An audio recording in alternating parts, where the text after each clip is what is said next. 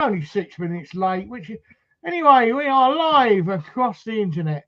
Sorry we're a bit late, but I've just had my rant about the children, and which is at least we're honest here. Thanks for joining us, guys. Sorry we're late, but it's fashionable, isn't it? We start off tonight. We've got Daniel Barnett at the top. We've got I think it's Simon down the bottom. Paranation, Ghost Hunt, Paul Howard, host for Ghost, and myself as normal, of course. I'm still here hanging on. Those that have joined us before, I'm sure you know what the show's all around. Those that don't, we've got an hour of paranormal chats. Anything paranormal goes here, whether it be a spirit, whether it be a UFO, whether it be cryptids, black cats, Bigfoot, Martians not walking on the moon but on the Earth, reptilians, anything. Oh, oops. Have we frozen again? Looks like it. No, you're frozen. Yeah, Amy's just got home, so she'll have to go on the internet and she'll have to do all her stuff. So it's absolutely pointless stuff, but they have to do it. Anyway, so tonight we've got a few things we're going to be talking about. One is an experiment that was sent to me by a good friend of ours. Hi, Tim. Good to see you, mate. Tim. Hi, Tim. Yeah. Thanks for joining us, mate. So we've got an experiment that a good friend of mine, Alison Robbins, sent me, which I do not know how it went past me. And Paul, you're going to shoot yourself in the foot, mate, when you see this. Are you sending me the link to it then? I will send you the link, mate. I will send you. We also did a ghost walk, myself and Judah, on Wednesday evening, and it was absolutely fantastic, wasn't it? Absolutely fantastic. It was brilliant.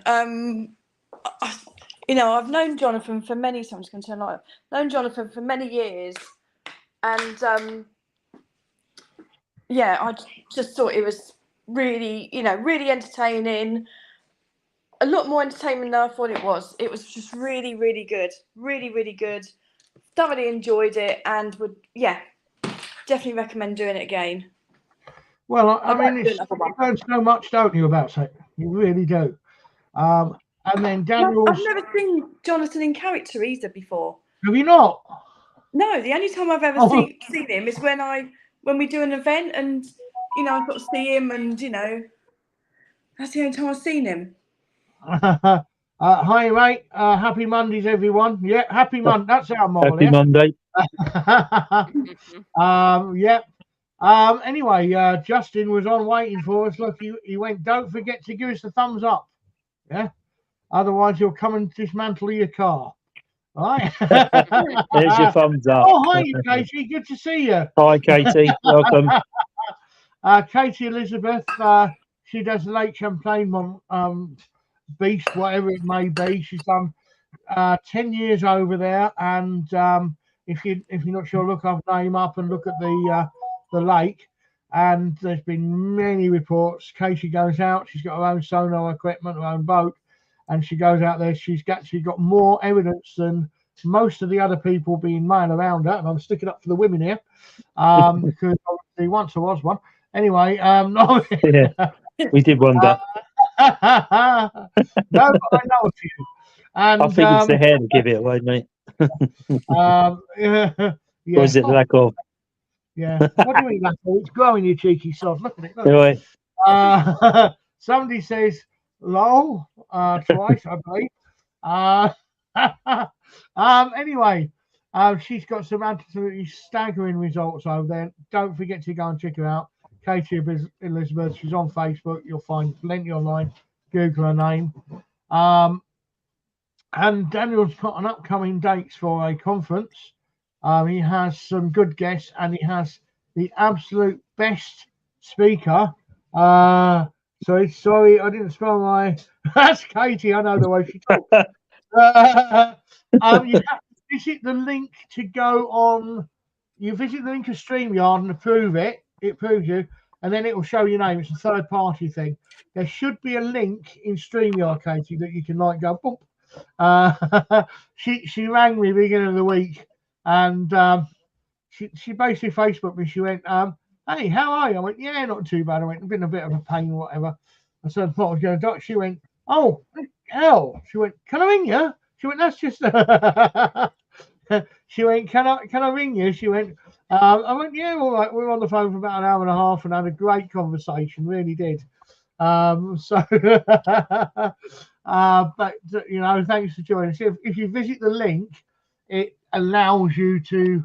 It says, do you allow StreamYard permission to put your name up on the screen or whatever? Yeah. But no, getting back to the conference, Daniel has a conference coming up.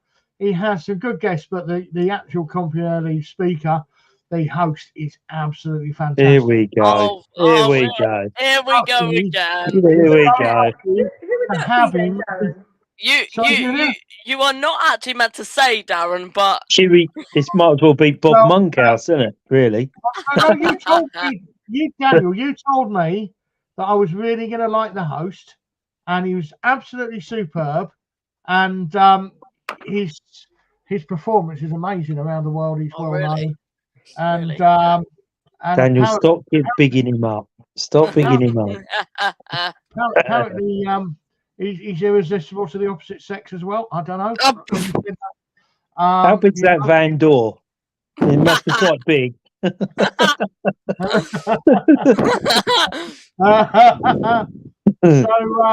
I think, what is it, 20th of July, Daniel? Yeah, Saturday, 20th of July. Here in Burnham-on-Sea, same place it was last time. Purple Swings Cafe. And it was and yeah, we have a huge kind of event coming up. I don't know what what do you mean, the link for your name, Eric, or on here? Just post and I'll help you out, mate. Don't worry. So our guests that have been released so far, we have world-renowned Bigfoot scientist Dr. Jeffrey Meldrum will be doing a virtual talk at the event. We then have our guest headliner who has been on here a few times in the chat, Brian King Sharp, author and podcaster of Sasquatch Odyssey. We then have Chris Alsford, best friend of myself and Darren's, co-founder of the UK BRT here in the UK. And then yesterday's announcements was Gwendolyn Purcell, a Bigfoot researcher and podcaster. And to everyone out there, if you would like to be at this event, yesterday myself and my team released the tickets. These tickets are free. We would love for you to get there. We have some amazing guests, and the host seems to have been given away. Don't big him up. Don't big him up. And so guys, we have some amazing new guests that are going to be at this event. Amazing new topics, amazing new vendors and charities. But yeah, it's on the 20th of July, 10 a.m. until 6:13. We would love for you to be there. You're going to write his jokes for him, Daniel? Yeah. He's not allowed to go over a minute in introducing each guest, Paul. So. Oh dear. That is never going to happen. Is it a 2-day event then?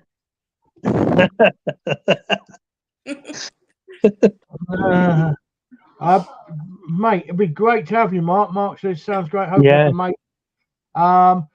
If you want, Daniel's basically he's got a hall. It's the same hall as we used last year, but there's a lot more interest, obviously. So because of fire regulations and so forth and health and safety, he needs to know a number of people that are actually approximately coming to the event. So he's had to go on to making tickets, doing tickets, as simple as that. So anybody who wants to come, if only book your ticket, obviously, if you are going to come, because if there's 100 people booked to come and nobody turns out, it's a bit impolite. So please making sure you are coming, guys. Yeah, if you're going to book your ticket, go across to. Can you put the link in the chat, please, Daniel, for the ticket? I will. I'll also send you. Hi, Christine. Christine. Hi, Christine. Christine Wells. She has booked her ticket already for the event. Superb, superb. I'll But send if you can the put link across. Yeah, click on the link, guys, and book your tickets because they are going very fast. They were released. When were they released, Daniel? Yesterday, and we've got around about 55 to 60 booked already. 60 booked already. So they're going fast, yeah? They're just coming to see the host. That's all that is, isn't it? They just want to see the host and his jokes. Yeah. I thought I'd get that one in before you did. I will point out that I am a comedy stage hypnotist, and I will be giving you a quick intro to the world of That was funny. trance while you're there, so you think it's so much better. And it's going to be a good event. If you'll enjoy the speakers and so forth, make yourself known when you get there, so we know who you are. Definitely. Otherwise, we're just wandering around and going hi, and people have make sure we know who you are. And the people you're going to meet are absolutely superb. We're all of the same mindset. We all get along. We all have a great laugh. We've always got something to discuss. You'll always have a question for us, which we welcome with open arms. From my side, our side, this is the link. It's live now. Okay, click on that link. It's active now. I don't know how long there's going to be tickets left, but they are going pretty steady and pretty fast. I will just very briefly to everyone out there, as long with the general admission tickets, we've also put underneath a very limited amount of tickets for you guys to go on there and pre-book some signed books, which means you will guarantee to get a signed book from the headliner and myself. Yeah, but the headliner, by the way, is one of the top probably the top big top researchers in the world, and he's coming over from the States. Can you do that, Daniel? Yeah. And he where can is Mark? Is it in your group? Yeah. Yes, yeah. How much for the book? I'm not sure, Julie. Are you talking my book or Brian's? The signed copy one. Or both It's of them? the same price. So Brian's book is going to be about £25. Mine's going to be about £10. That's not definite prices, but that's around about. So, but he can only bring 100 books over from the States with him. You with me? Yes. So once the 100th book's gone, it's gone. It's gone. Simple as, yeah. John last year he bought they are Mark, it should be up, mate. Should be.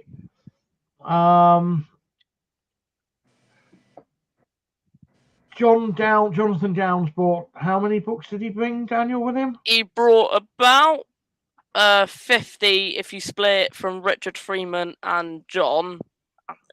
Jonathan and Richard Freeman are the two sort of guys over in this country, yeah?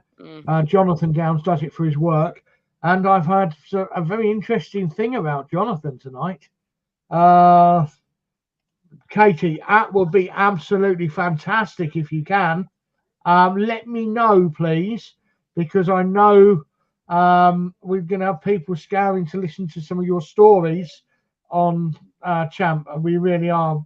It's an exciting thing for us. So please let us know. Let me know. Just send me a message, please. Superb. But he, do you know who he used to see around, Daniel? Jonathan. Depends who you're about to speak about. Come see me, make me smile. Yeah, he used to be for the group, Steve Harley and the Cockney Rebels. So quite really interesting guy. He's done cryptozoology 34 years. 80 books or something, and they sold out within 10 minutes. They really did. So he came in. Jonathan's in a wheelchair. He comes in, pushed into the table, set his books up, gone. Simple as, yeah. I'm not even sure, Darren, if you saw his books. I didn't see books. I didn't see him. I saw him come in. And I thought, oh, he's setting up. And by the time I got a chance to look at the table, which was literally 5 minutes, there's no books. And he's like, oh, well. So the person who got the very last book was me. I got the very last book, were literally, and someone else was lining up to get it. So it is literally, yeah. And we only had compared to this year, a low number of people, didn't we? Yeah, we did. Yeah. If you want a book, messages, get on there, buy one, 25 quid. You are buying a signed copy of possibly one of the best Bigfoot researchers in the world. And if you're a little bit sure, there you go. John, John is, yeah, definitely. Very entertaining. Katie, that's super. Jonathan Downs is very, I mean, he's not able to come on this evening because he's got a slot overrunning. He said he would if he could. Yeah. But John is very entertaining. For those that know him, I don't think anybody could disagree. He rang me this afternoon to see how a joint colleague was and so forth. And he's just as entertaining. That's when he told me about what he used to do and other little stories in between that I'm not going to repeat on here. But same for you, Justin, William and Paula. If you can get down on the 20th, I can guarantee you a good afternoon, evening. The woodlands where Daniel goes, I mean, if you stay overnight, we can even sort out a day trip as the weather's like we did last time. Darren, I will say that we are actually planning a massive event kind of meet-up at this forest. So fantastic. That's a kind of where, yeah. Fantastic. We can speak later on towards it as well, because us paranormal buffs,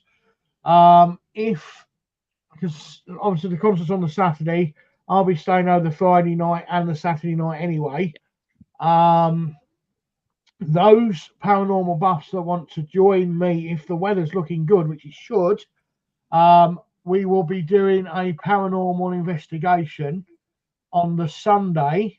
And anybody that wishes to join us, somewhere Vera went to last year, and unfortunately myself and Angela just didn't have the chance. She was drawn to this place called Dead Woman's Ditch, and apparently a body's been found there and so forth, and she was drawn to an area where she actually got a few good hits. So we'll probably do it in the daytime, have a look at it on the Sunday daytime, and then if it ventures, we'll take a few meters with us and whatever and just view the area. Vera unfortunately is not coming over this year. However, I will get the exact coordinates off of Vera where she went last year, and found the evidence that she did. So it can be a sort of a weekender for us, you know what I mean? Yeah, and say we've got some really, really good people at this event, and names that I will remain unknown for a while. What? Should I tell them? No. Oh, you're keeping it a secret. I am keeping it a secret. Doing well then. Doing well. Well, he is. You've kind of given away the host, haven't you? Well, I have to, mate. You know. See, Paul's nodding. Well, by then I'd have about 101 bookings coming. Do you know what I mean? What, to get off? Or was it 101 taxi cabs waiting for you outside? Taxi for Darren, taxi for Darren. Oh, you know, it's not easy being a legend. No, well, you know, someone has to be. That's the most funniest thing you've said, Darren. Talking about legends, where is Lynn and Luke tonight? Anyway. At the chip shop, probably. Yeah. Come on, Luke. It's time you were on, mate. Come on. He's probably just woke up. You can't have 20 minutes off. Come on. He's working out what to say. Yeah. It might be a while. All joking aside, it's going to be a fantastic conference, if not a weekend for everybody. If there's any chance you can come down, get down. Just get down. If you need help with accommodations or an idea where to book or transport links, give one of us a shout. Daniel's the best one to give a shout.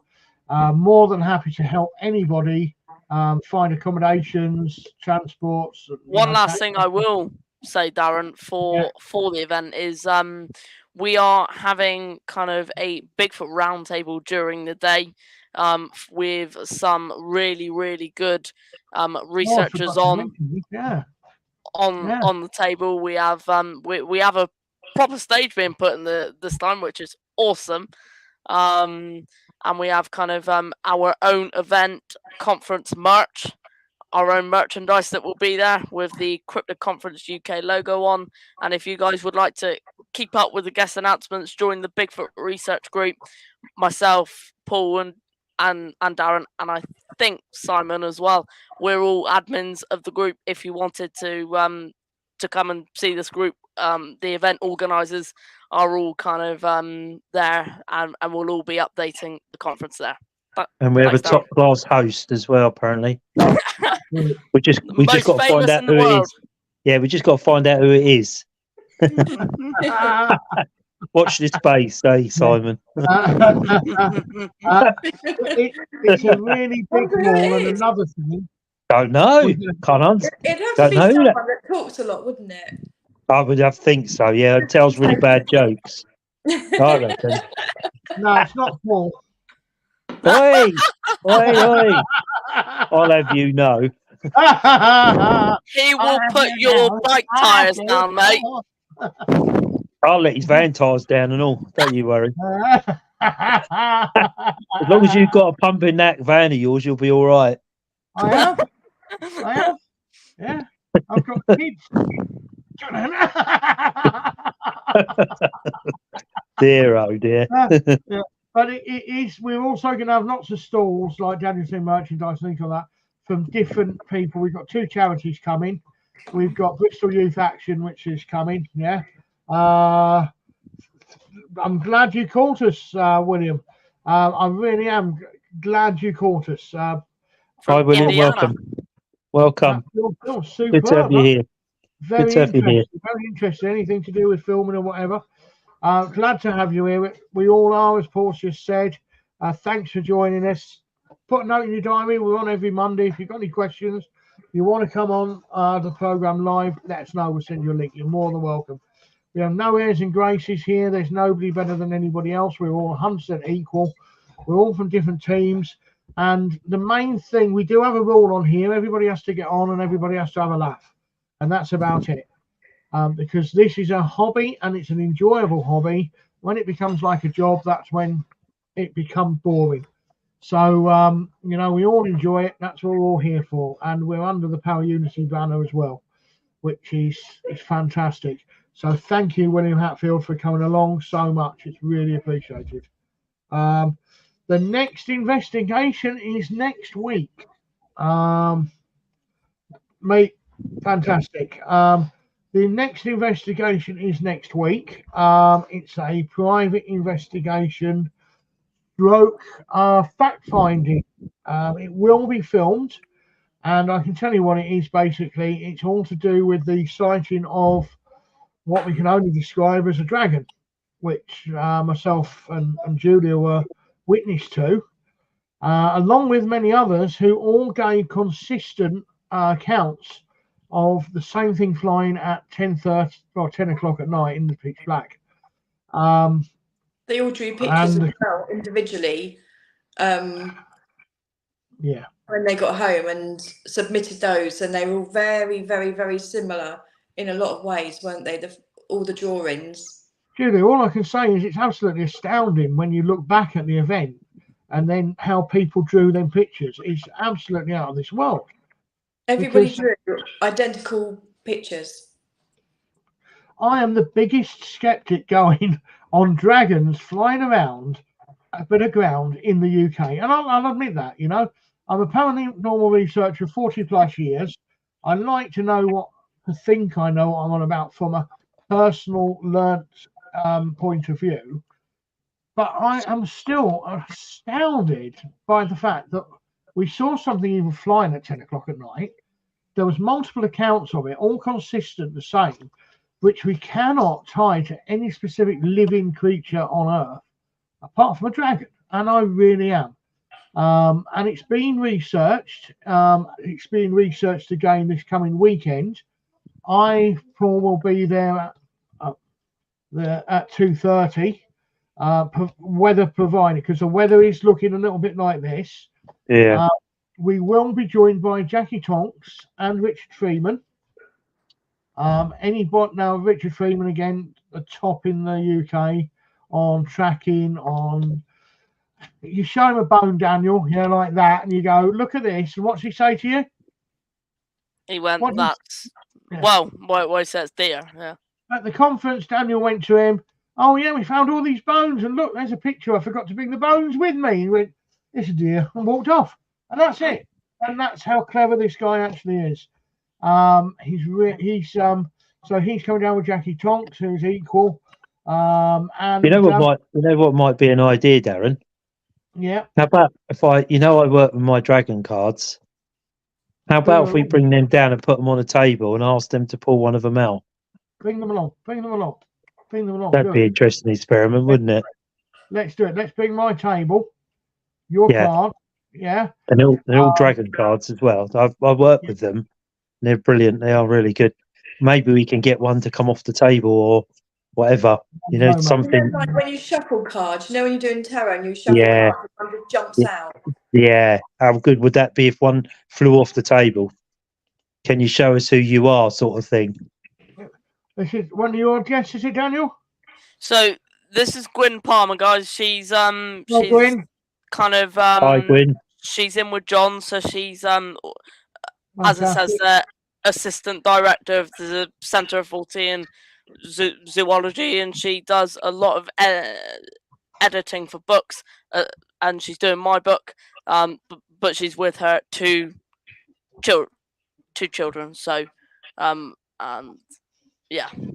So Daniel's book went to a forest in the woods, found DNA, came home. So that's it. No. And Darren, Gwyn has put some in the private chat, by the way. Okay, mate. Hi, Mark says hi, Gwyn. Thanks, Mark. So basically this week, what we're doing is we are so that's fine, Gwyn. Absolutely fantastic. Thanks so much for coming on. Just being there is the main thing to us, yeah. But hiya. Gwyn's in the dark. Yeah. Basically, where was I? I've gone off now. See what I mean about him being a host? You've got no chance, mate. Yeah, I know, Paul. I know, mate. I know. Out evicted. We've got a few. You're on about off with the head. Oi. Yeah. Traitor. Witch. Anyway. Yeah. Boy, Henry, get on with it. Anyway, shut up. I'm on for me. You were talking about the location for next Saturday. Yeah. I'll tell you what, one thing I like about Paul, like them glasses, I could see myself in the reflection of them. Anyway, that's good. I'm glad. Someone's got to see you, haven't they? If you're looking at yourself, it's not good, man. Out. One is the type of trees and how many around there. Second is the location. Also, we've got a ley line map as well. So we have to do all these things in the daylight. We also need to do magnetic measurement in the ground, see if there is any electromagnetic feedback fields in the ground, any pores, things like that, water underground. One of the ley lines is actually pretty close to where we would have seen the smaller one coming across, which is interesting in itself, and that travels all the way back to Guildford. So the energy from that will be quite high. And then we will be conducting a paranormal investigation in the evening. I'll be doing sweeping by Delphin, won't I? I'll be sweeping with the rods. Julia's got how many years experience with dowsing rods? About 20. 20 years experience. Far exceeds myself or any. Are you off, Daniel, here? Yeah. I may well be back on later. I don't know. Okay, mate. Right? Well, See you later. yeah. Well, mate, you know you're Right. welcome back anytime you wish. See you later. All right, All bye. right, what's going on, mate? Bye, guys. Bye. See you later. So it's far exceeds anything any of myself or any of my teammates or anything have. So she's better to do the dowsing, obviously. So we need to be sure of the layout now underground, because myself and Paul have always come away from Waverley and privately said to each other, they're so well done. Oh, Justin's coming then. Justin's coming, Nice. Julia. So you know Justin, we came to I do know Justin. I do know Justin. Paula and William. Yes, Paula and William. Yes. Yeah. So brilliant, mate. Maybe we could put some markers down of where the ley lines are. I don't know. I think we should. Yeah. Yeah. Gwen, I understand 100%. Love, honestly, honestly, yeah. I can only say one bad thing about that. They're going to grow older, okay, and they're going to be horrible. All right. You can't do that now, Gwen. You can't do that. It's too late for that girl. Enjoy them while they're small. They're cute. They butter doesn't melt in their mouth. Yeah. They don't. Well, they'll tell fibs. Yeah, but not. You don't want to bury them. When they get older, you might be like me and see what adoption means. Anyway. Yeah, so Willy Wonka's coming. That's what a way to talk about your son, eh, Willie? Justin, Isn't it? Yeah. That's awful. Especially with the central name of William yourself. Yeah. Terrible. Especially if it's a cold night as well. Terrible, that. What a tart. Anyway, you'll reply to that. Yeah, so no doubt. I take it, just give us a thumbs up or a thumbs down, Gwyn. I take it you're at the conference this year. Superb. With John, of course, yeah. Good old John. He's he's there. And baby. Right. And baby. I feel. Yeah. See, the legend. Yeah. Wow. You won't be there long then. So basically, on Saturday, let's hope the weather is good, because we've got a lot to get through on this investigation. Yeah, the world's youngest. Yeah. Well, you beat Daniel, haven't you? I was going to say, that's Daniel's claim to fame gone then. Yeah. Get the T-shirt. We basically we're going to try and figure out where the ley lines are, whether it's water, whether there's any electromagnetic force. Oh, thanks for listening, Anita. Hi, Anita. Thank you. Come on. What's that? An owl? The picture, is it? I can't see the. My eyes are going. The older I get, the worse they get. I'm supposed to wear glasses, but I won't wear them. Is it a dog? And you want me to go at me? I know, Paul. I'm cool. I don't wear glasses. Do you know what I often wondered? Whether they built abbeys on ley lines anyway. Eh? Whether they built. Maybe. I'm apologising to Gwyn for the glasses joke. I said it aimed at you. Yeah. Thanks. Yeah, it's all right. I can take it. You just keep going. Yeah. It's only for 26 minutes left. That's all. I'll just say. Abbey ruins, isn't there? So I wondered whether they were deliberately built on ley lines because they believed in the spirit moving. Whether they actually knew of ley lines then. Could be. Wouldn't that be an interesting one? Ley lines have been around for centuries and centuries, haven't they? So yeah. But it makes you wonder, because them abbeys are in specific places, aren't they? They're not in a town centre. They're out of town. So is it that they were on? I don't know. How did they know where ley lines were in them days, or was it just sheer luck that he built a church at that area? Or it's only so few of us know about ley lines today, isn't there? So you know, there's only a few of us know really about ley lines today. So you know, would it have been the same principle? Yes, I believe it would have been.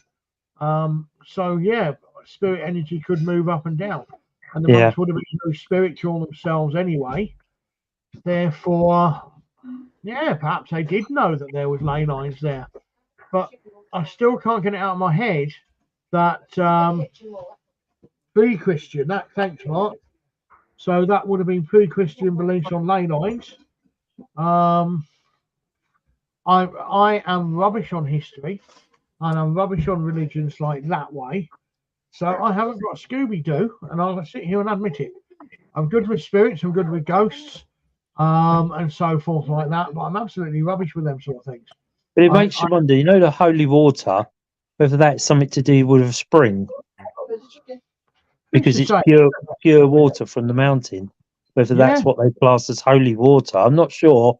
No, I might be going completely the wrong way with this one, but I did often wonder whether, you know, holy water is obviously pure water, isn't it?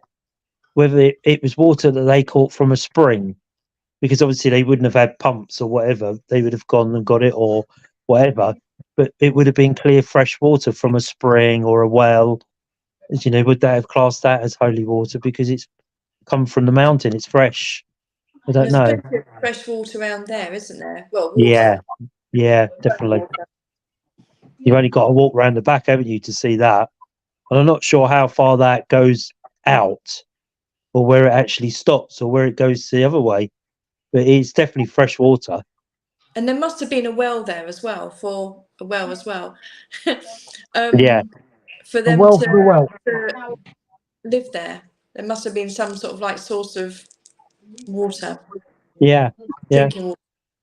Because when I've been to Rome, I don't know if anybody's been to Rome. You go to the Colosseum, and they were saying that it's the first water fountain they ever found was in the Colosseum, because they used to pump it up to the top so people could have drinking fountains. And if you think how many years ago they actually had found water fountains, don't they? Do you remember that bit, Julia, where they talked about water fountains and how they found the first hydraulic lift, didn't they, by the Romans using water to bring the animals into the arenas because they couldn't physically, it was so deep down. But it was the first ever known drinking water fountain ever known to man. So, you know, what's to say that they can't tap in? You know, in the Colosseums towards the end, they even flooded the Colosseums. Do you know that? What did they? It's on a swamp, isn't it? It's built in a swamp. It was a swamp. They actually had sharks in there as well, but not just tigers, but they actually put sharks in there. There's some accounts of that. I was watching. I was quite astounded. So, where did they get the water from? So I would imagine that everyone would have had to have been built upon a spring. So perhaps every Colosseum you see around the world is built over a natural spring. I don't know. I've never gone into that. I've always wanted to, but I've never visited the Colosseum. Never. No, it's quite a thing to see, isn't it, Julia? Really, and you think how many thousands or 100 years it's survived, and you know it's had sieges and all sorts of things happen to it, and yet it still stands there proud, doesn't it? You know, it's quite a thing to see. Yeah. Oh, it's absolutely amazing. Let's sort powerful stuff. It's interesting. Thanks for that. Yeah.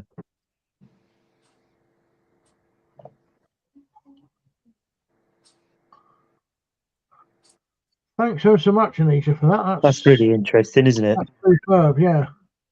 And that would explain a lot, wouldn't it? Yeah. That's shared to everybody that watching this now and everybody that watches this later. And that's what the view of this channel was all about when I set it up. So thank you so much for that. That's superb. That would indicate that the abbeys and churches would have been built near or on a spring, wouldn't it?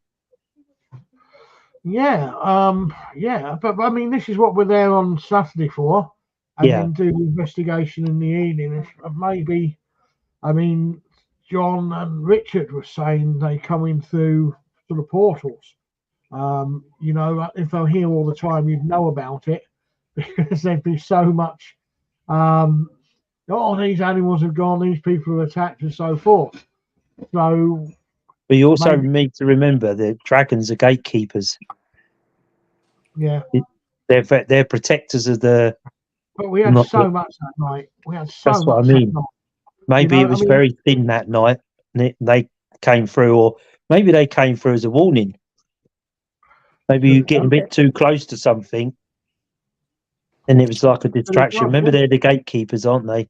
Did you ever go through your recording, Darren, to see like when we're in the cloisters whether? no. Yeah. Do you know what? With this year, I know I keep saying I've been to the Time, doctor. isn't it? It's time. And the time and doing things, but I've felt that ill this year. I've never had a year like this, and I feel so ill at the minute. I really do. I'm It's like, mad, isn't it?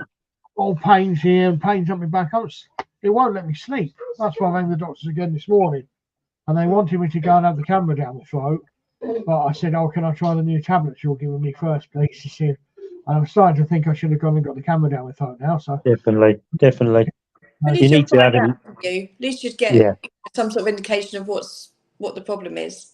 absolutely. yeah, I know it's but I feel I'll give it a few days now, and if not, I'm ringing back up. But you're a man, aren't you? It's Us not men getting don't do better. that. And the longer you leave it, the quicker you get it seen, the quicker it gets sorted. But us men, Julie, you know what we're like. Yeah, I know. I do nag him, but you know. Yeah, I know. But no, hopefully Saturday, I will try and yeah, it's true. That's true. Very true. Yeah. As long as the weather holds up and it's not bitterly cold, because that's quite a place to be in a bitter cold, isn't it? Yeah, Bigfoot believers. Yeah, more than welcome. Please go over there. The link will still be nothing of this deleted unless like a few weeks ago when we got attacked on here. Yeah. All this will stay on here, so you can go back, review it, watch it again, and so forth. If you do miss a bit, you can always come back to it. Yeah, we don't delete anything, guys. But no, let's hope that Saturday's a good investigation. I think Lynn and Luke are coming. I think Ryan may be turning up. Basically, we will be filming. It will be the regular Paranation South Coast Ghost, Social Ghost people. Send us a message and we'll send you an invite. Simple as. Feel free You know what? to send. You know what would be interesting if we had an ordnance survey map. Yeah, we were talking about that, weren't we, with Richard? About getting Yeah, an that's right. Yeah, and throwing it up. Yeah, yeah. we should, and we haven't done it yet. We should have done that. So I'll have to try and work Try on and that. track it down. Yeah. Anyway, that's the upcoming on Saturday. Wednesday last week, unfortunately, it was an impromptu. My fault, really, because I saw an advert. Because I've been on some of the Dark Encounter stuff before, and obviously Jonathan is our contact for Women Manor and so forth. And I've known Jonathan for about 10 years. Judah's about the same. But, yeah, I think probably about 15. About 10, 15 years I've known Jonathan. Yeah. So we're getting to know a little bit better, and I've seen him in costume 2 or 3 times now, and Julie hasn't till Wednesday, and it's very theatrical but very professional. And anyway, I saw it came up on my Facebook feed, Theatre of Dark Encounters, Southampton Ghost Walk, and I've always wanted to do it. And I immediately copied and pasted it, sent it to Paul and Julia and a couple of other people. Paul, unfortunately, working up, he's an hour and a half away. So by the time he finishes work, he's got an hour's drive home, an hour and a half to me, and that's not eating his tea, getting ready. So for the love of Yes. Peugeots, I mean the love of work, he didn't make it. Thanks. Yeah. Unfortunately, not. I would have loved to have gone, but Yeah, time that's restraints going from Surrey down to Hampshire or wherever, they could have been there late. Yeah. And anyway, myself and Julia decided we were going to go along, and we met up down Southampton about 20 minutes before. And I think the first thing that struck me, I parked up near Tudor House, and I walked down beside Tudor House to, well, the other side of Tudor House. There's a pub opposite, and it's like 12th century, and it says, oh, this, that, the other, blah, blah, blah. And it's so interesting when the French invaded and stuff.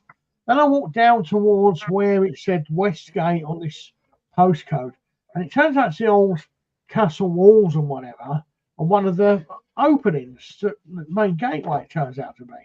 The first thing that struck me was, wow, why haven't I seen this before?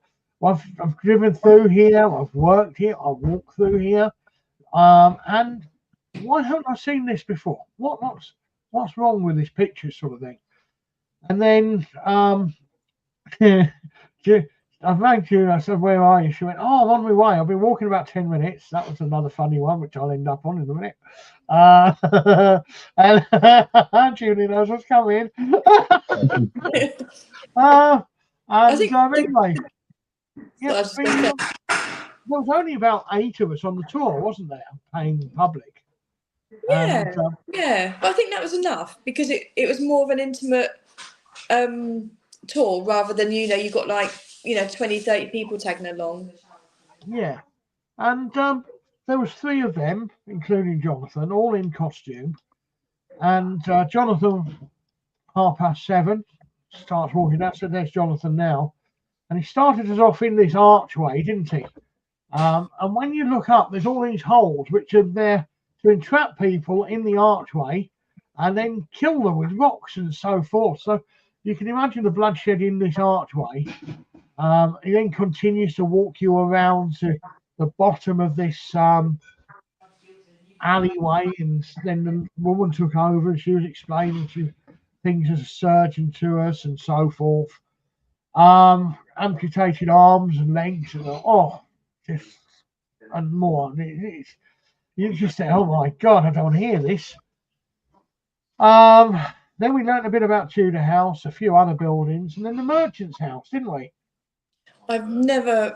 Every time I go down to Southampton, it's a quick whiz around the shops and straight back. So all of this was a really interesting view of Southampton. And, even under that arch, Jonathan pointed out so many bits about the arch.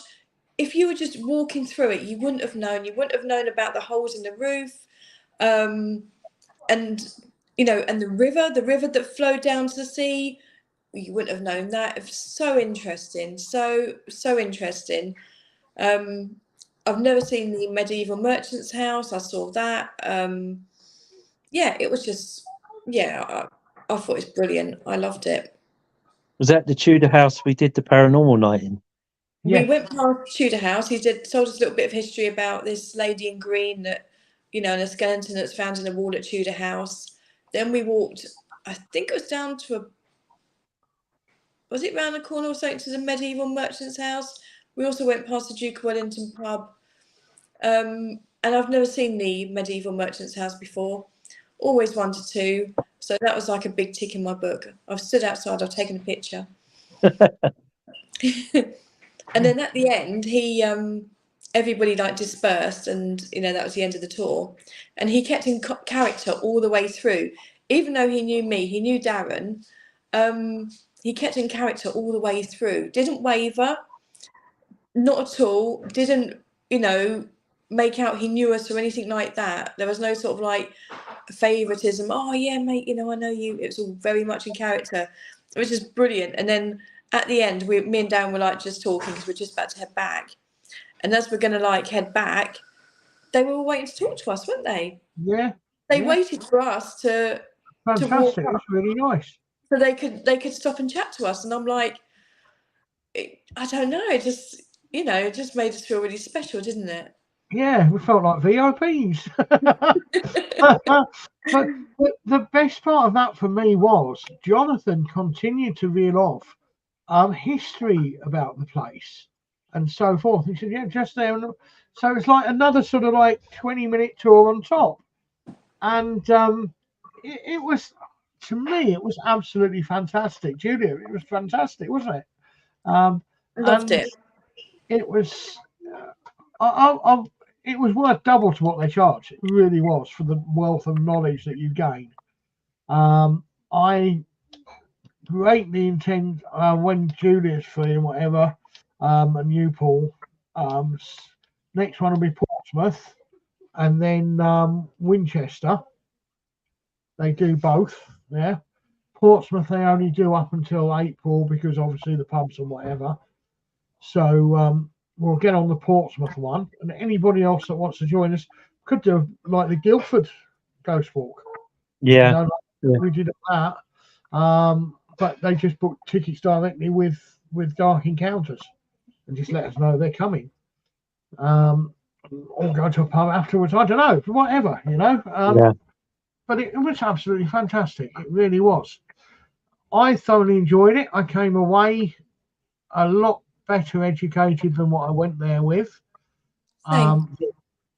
Inspiration to now go back down the road to Southampton, which is 24 miles away from me, and go round the walls and so forth during the daytime and see these places. And the Merchant's House, I think, opens in March. So it's English Heritage Trust. So remember, so I'm going to go in there. Absolutely inspirational, really inspirational.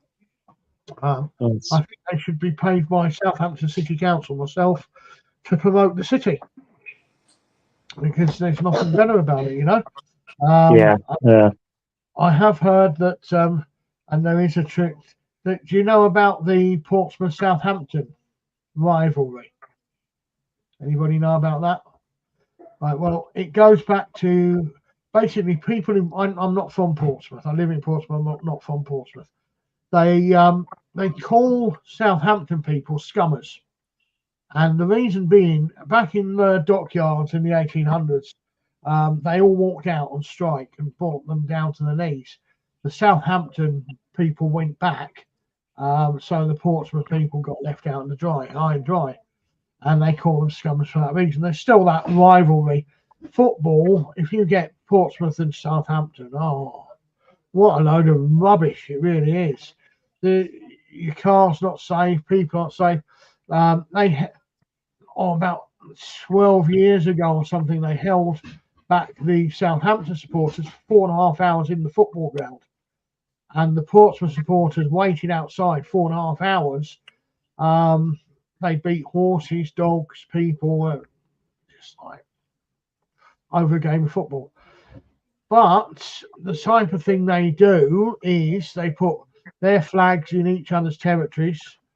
But the biggest one, which I think is actually quite funny, the Southampton football stadium far outweighs Portsmouth. Portsmouth's an old wooden shack, and Southampton's pretty new. But they got Portsmouth contractors in to do the groundworks. They didn't realise what they'd done. And on the halfway line, they dug a big hole, and they buried a football shirt and a football under the halfway line. Nice one. Oh dear. It didn't go down well, yeah. And most people refuse to believe it is real, but it's real. So we have this rivalry. If the thing is, if you go down Southampton as a Portsmouth supporter, they'll go, yeah, you're the real scum or whatever, have a drink. But in Portsmouth, they cannot handle Southampton. I don't know. It's nothing to do with me. I won't support anything with violence, as you know. I won't. No. We also did another trip last week where we had the opportunity to go on HMS Warrior. Oh yeah, I forgot all about that. Yeah. It was amazing. another really, really interesting evening. We went on the Warrior, and we were free to roam one of the decks, the top deck. Well, we had the top deck, they had the one underneath, and we were free to like sort of like wander around and take pictures. There was also people on there in character. Learned a lot about cannonballs and cannons and bits and pieces. Very, very interesting evening that was as well. And just to have the privilege of going on there and being allowed to go on there. No, it's got such a feeling. I mean, if you've not been on the Warrior, you've got to go on there to get the experience. It's absolutely amazing. It's a floating ship. It's the only one in the dockyard that's still floats of its own accord. It's a steam based fighting boat, basically, destroyer and mass as well. But it never fired a shot in anger. It was such a great deterrent to the fleets around the world. Everybody was terrified of it. Obviously, it had a sister ship as well, and these were renowned to be patrolling. And at any given point, they didn't have to rely on the wind to get them from A to B. They just went A to Z. And the cannons on there fired for 6 miles. They've got 3 different shots. Obviously, I knew about the grape shots and so forth. Julia wasn't aware of that, but the character explained it all in character, in costume.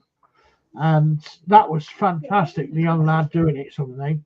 And when you're on that deck and you're looking upwards at their masts and you're thinking, wow, somebody had to climb that, you know, somebody had to sit up there, yeah? And you're looking up there, you get giddy. Looking down, God knows how you feel. God knows how you feel. Especially we're in the middle of the sea. Because when we're on a ship, if we're on a ferry or a cruise, there's always lights on the boat. So you look down into the water and there's always a shadow, isn't there? And a glow of the lights. And you can see the ripples of the water and so forth. But when you're going to remember, these guys, the only lights they had was candles and gas lanterns. That was maximum, yeah? Gas lanterns were like HID bulbs in them days, LEDs. So you're going to remember these guys that are right up there. There's no moonlight coming on this night. You're up there. You've climbed up the rigging purely by feeling it and such. You're up there. There's no light for miles. There's no land. There's no lights for miles around. It's pitch black. And yet the boat is moving to and fro. But you can't see any ripples or waves. I don't know how they did it. I don't know how they felt when they were up there. But can you just imagine that? Whoa. And some of these guys just did it for food and board. Looking down the pay sheets and things like that. Yeah. You know, some of them would have earned £1 a week, which was really rich. They would have been, wow, you know, well respected. But they did think well of Warrior though, because on every deck they've got panels with glass in it to allow light down to the following decks. So the light flows around most of the ship. And the thing is with those, when you look down them, it looks like a mile down, doesn't it, Julia? Down through the plates, looks like a mile down. And that's just from the first deck. Yeah, so that was a good night, a well enjoyed night. That. So you know what makes you wonder if they were at sea for 6 months in rough seas, when they got on the land, did they sort of stagger? Yes, they did. Yes, they did.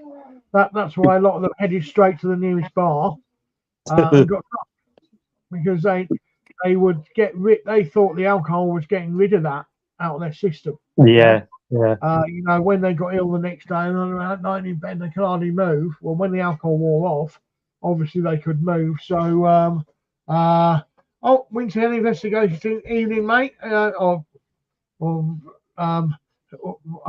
a bit. Welcome on. Yeah. I'm gonna shut up now anyway, and that's my night. Welcome on behalf of everybody. Thanks for coming along. You are much appreciated here. Thanks for joining us, really are. Yeah, so yeah, absolutely. And they would, you know, the next day they slowly get better from both Yeah. things, and they think the alcohol had something to cure them, and they just go and get drunk again. Weird, isn't it? When you think about it. Amongst other things that we heard about on Wednesday night as well. We were the woman went into character of surgeon, said, "I am male," because you wouldn't get a female surgeon. Nobody would trust her. Yeah, so I am male. Yeah? And she was telling us about when these men would be on shore, in the arches and so forth. During the daytime, it'd be trading and whatever, but at night time, it'd be the vagabonds, the rogues, the thieves, and of course the prostitutes. And obviously, men would come back from sea and so forth, the sailors. And the first thing they do is they go with the prostitutes. And the main thing they had those days was syphilis. That's the main thing. And you virtually knew for sure that if you went with one of these ladies of the night, that you were going to get infected. So some of the establishments, should I say, had a cure for it when you came out, or so they thought it was a cure, where there was a syringe that you would pick up on your way out and place over the possibly going to be definitely infected area and shoot it. It had mercury in it, didn't it? And it was pure mercury. It was pure mercury. Mercury is the only chemical that the human body has no immunity to whatsoever, no tolerance to. And if you was to take one drop of mercury on your tongue and swallow it down, blood would come out of every orifice on your body, including your eyelids, the nose, the ears, everywhere. So I don't know if you probably know that, you're probably aware of that. But no. Oh, we are. Oh, Bolton, Lancashire. Oh, nice. Yeah, winter investigation team. That sounds. What's your main specialty of investigation? That's and Texas. Texas. Welcome. STV, superb. Thank you for joining us so much. It really is appreciative. It really is. Yeah. So anyway, we're running on our hour. One thing I do want to touch on is what I said at the beginning. Is the skull experiment. Oh yeah, you mentioned that, didn't you? I think we'll all have a chance of watching the videos on it by this time next week, and we'll all have a bit from the okay, so what oh, we talking about the warrior, I'd imagine. Say yeah, yeah. What one was it? Because I've just covered about 3 or 4 buds in the last couple of minutes. I've got the body of an elephant and the brain of a goldfish. Then there's a goldfish. Hopefully we are doing good work. V's watching. hi V. He's watching. Hi V, good to see you, mate. Good to see you. Yes, all the same. We're into the same thing: anonymous, cryptids, UAPs, UFOs, whatever we call them these days. I don't know. Good to see you, mate. Thanks so much. Good to see you. Hope you're well and good and on the right way up, mate. Honestly, you know, I'm always here if you need us. You need a chat or you need a rant or whatever, just give us a shout. I can set up a StreamYard with you and so forth. But yeah, yeah. So basically, we anything paranormal. This is all paranormal to us. Anything that's not normal is paranormal. So we love it all. We love it all. But the skull experiment was 1993. 1993. And It wasn't that long ago then, was it really? It was like yesterday. And how well, it seems like yesterday anyway. how it evaded my radar, how it escaped me, is I'm absolutely fuming on this one because it's probably the most important paranormal experiment of our time, definitely, if not all time. All time. It was basically based in Norfolk in a place called Skull, and hence the Skull experiment. And it was a team of 4 people that medium as well that decided they were going to conduct some experiments to see if they could contact the afterlife, if there was life after death. And they got together in a basement and conducted their experiments. At first, they weren't that successful. They spent a while, they had a few knocks and taps and whatever, but they didn't really. I've heard something about this. Black-eyed children. I've heard something about this. Cannock Chase. We've got Cannock Chase over here. We've got the black-eyed girl, which we're going to be looking at shortly. But this is interesting. Texas as well. But he says should be back on his feet next week, hopefully. So Good to hear. This is a very interesting one to us. This is very interesting. Perhaps next week you can come on and fill us in a little bit more.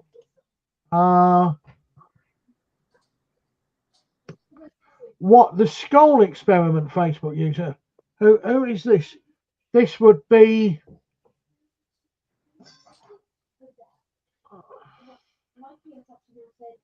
Really? Wow. Interesting, isn't it? Yeah. Well, I think we'd love it more. I think we'd love it more. Definitely, come on. Yeah, definitely. Right, I will drop you a message.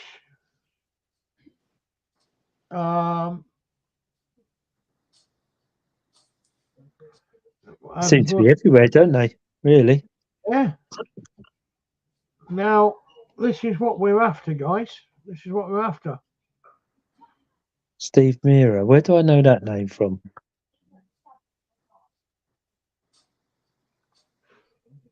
Heard of it? Yeah, rings a bell. Steve Mira. Don't know. Can't remember offhand.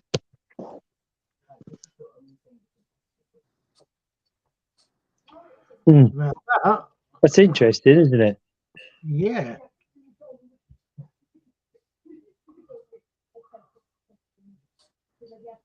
I think you're right there, Anita. I think you are right, love. That is something that in Texas, I think, listen to that advice. Just going to try and have a look to see who we've got here. Makes you wonder if they're seen during the daytime or is it at night? Hi, Harry. I didn't see you on there, mate. Good to have you. Yeah. Whether these children are seen during the day or at night. Well, yeah. I mean, this is something to look at, really, wouldn't it?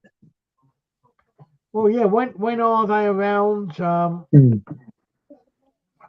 You know, when are they?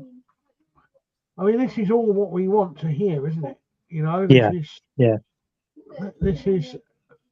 I can't. This is what the channel's about, isn't it? The podcast's about, you know, sightings from all over the world in the paranormal and the supernatural, isn't it? You know, it's hearing everybody's stories from all over the world, really. We love it. We love hearing people's stories. This is what it's all about. This is what we're all about. And that's why we started it. Yeah. You know, because we want we want to reach as many people as we can, and we want to share as many stories as we can. Yeah. That's where I heard it. That's where on YouTube. Yeah. Yes. Yes.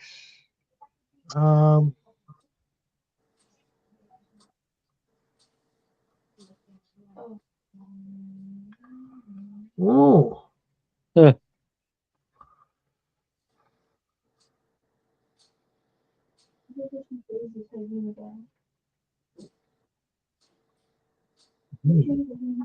it's a they, little bit disturbing, really, isn't it? and it just Yeah, bit scary, really, isn't it? That one. yeah. That's interesting, isn't it? Is that in the UK? I think that's in America, isn't it? That conference.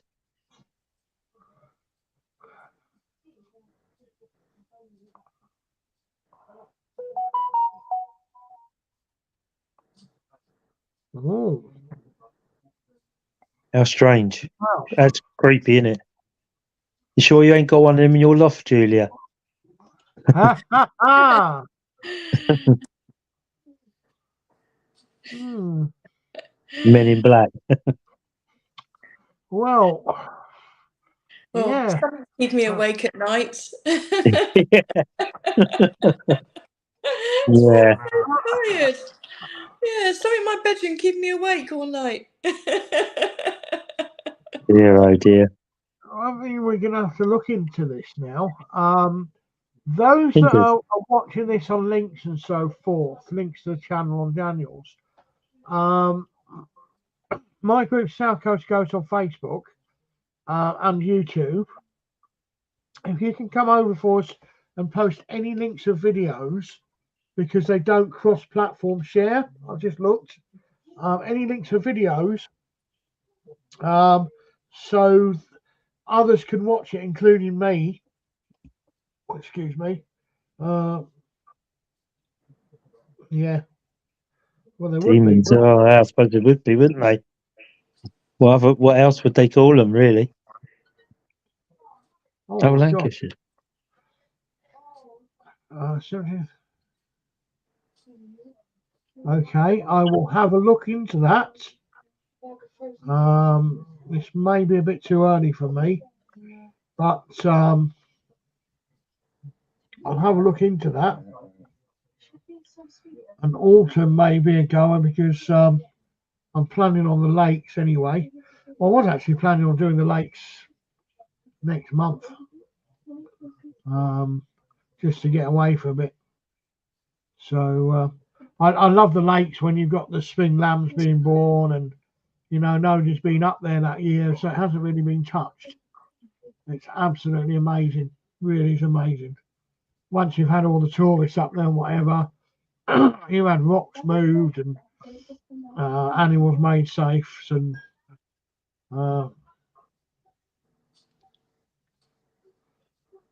thank you ever so much, Anita. Hang about and I will get the page. The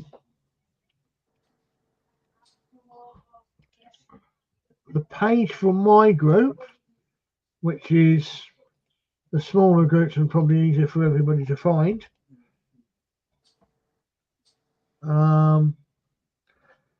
This one, oh my God, what have you done?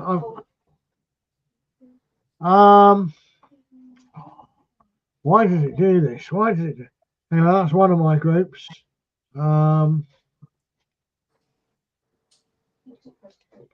All I can do is ban myself. I can't delete that. Unreal, isn't it? I can ban myself. I can actually ban myself. How funny. How do you feel say bad yourself and you just never on again?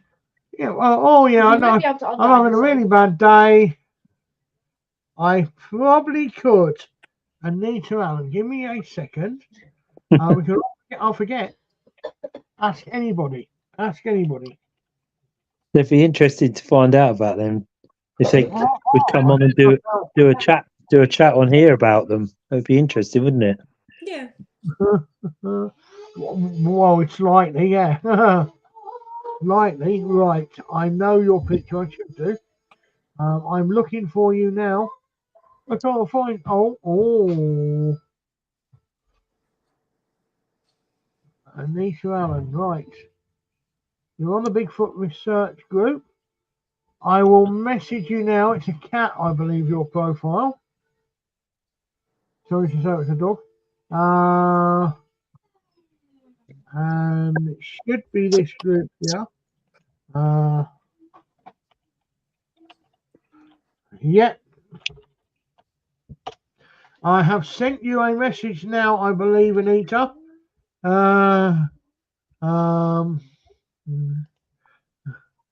I've done that.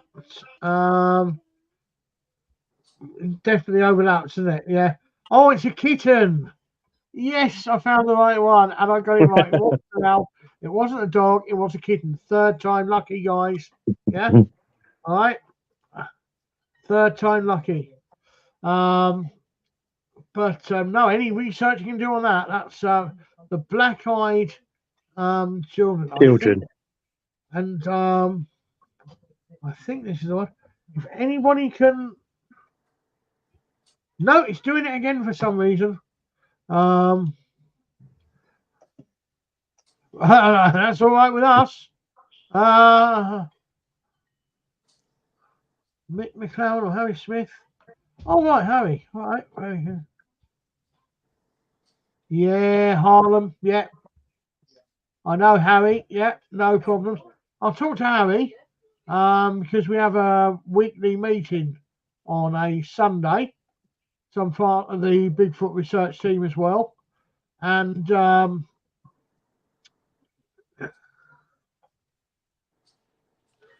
well, I say that as well, but there's always a reason for it. There is a reason for it. There is a reason. But no, the skull experiment, we'll talk about it more next week, and I'll send video links out to you, Paul. Yeah. It's an experiment conducted in 1993. They had over 70 objects sent to them in the end. It was in controlled conditions, i.e., they were in the cellar. There was only 4 of them. They had a bolt on the inside. They had luminous wristbands on, tied with Velcro, so that you would hear them being undone. They had luminous dots on their hands and the table and certain areas around the room, but there was no light in there whatsoever. It was pitch black. And the first 3 months they virtually had nothing. So they had a coin come through, a Churchill coin come through. They heard something knock like that on the table. When they turned the lights on at the end of the session, they found this near mint coin. And anyway, they continued to go on. It was one of 70 objects, including spoons and brooches and everything sent to them, given to them by the spirits. And EVPs, my God, they were sort of at an end on which way to go. So they called on what they called a spirit team to tell them what to do, to guide them. The spirit team was the people from the other side, not living. And Anita, fantastic having you on. If you Thank can, you, Anita. Absolutely superb, love. Seriously is. Thanks for coming on. Thanks so much for coming on. Really, really, really, really thank you. So if I was in this,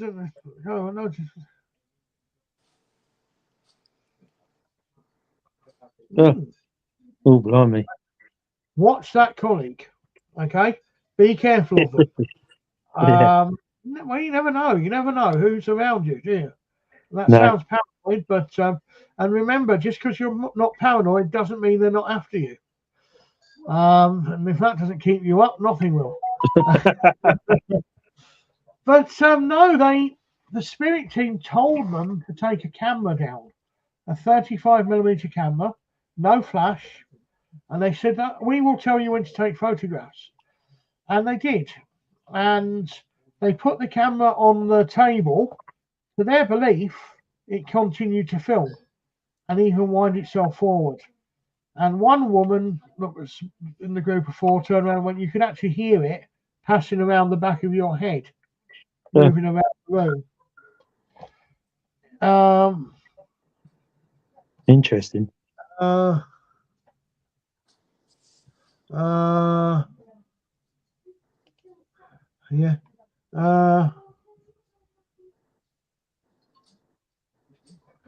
I agree with you there. Harry's a good kid, mate. He's very thorough in his work.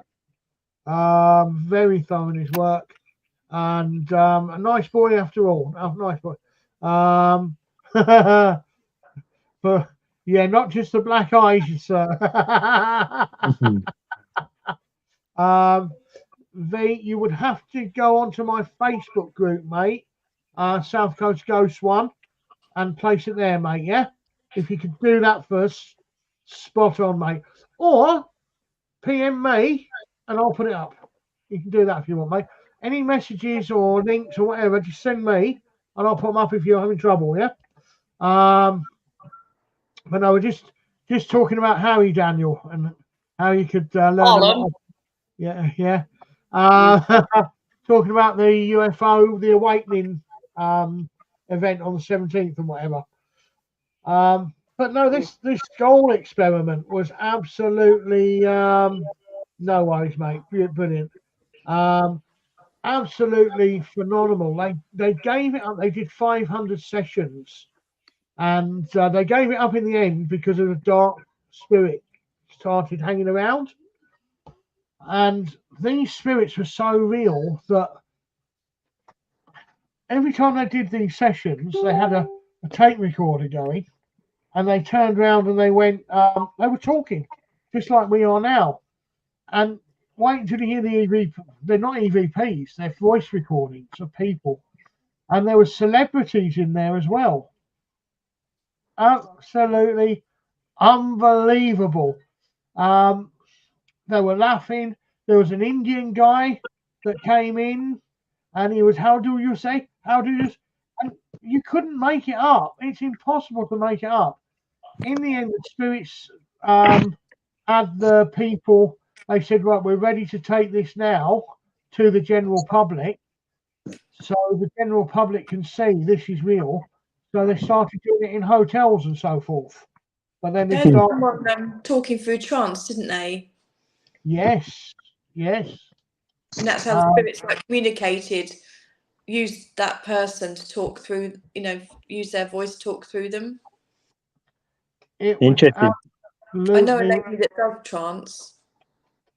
Well, we need to sit down and have a chat about it, because you need to watch the whole video. Yeah.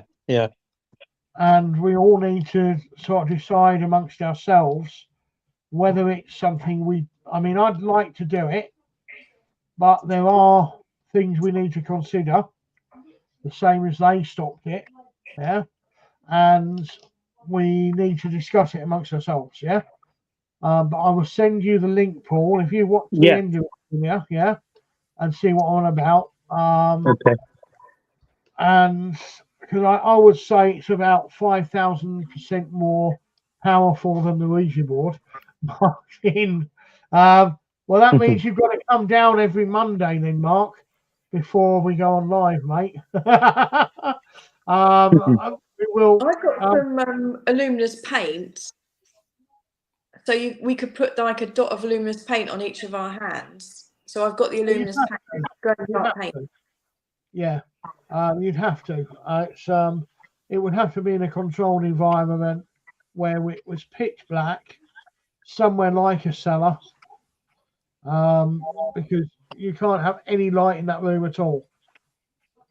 That was quick. So yeah, it's something that you've really got to seriously consider all the options before you do it or you don't do it. Simple as.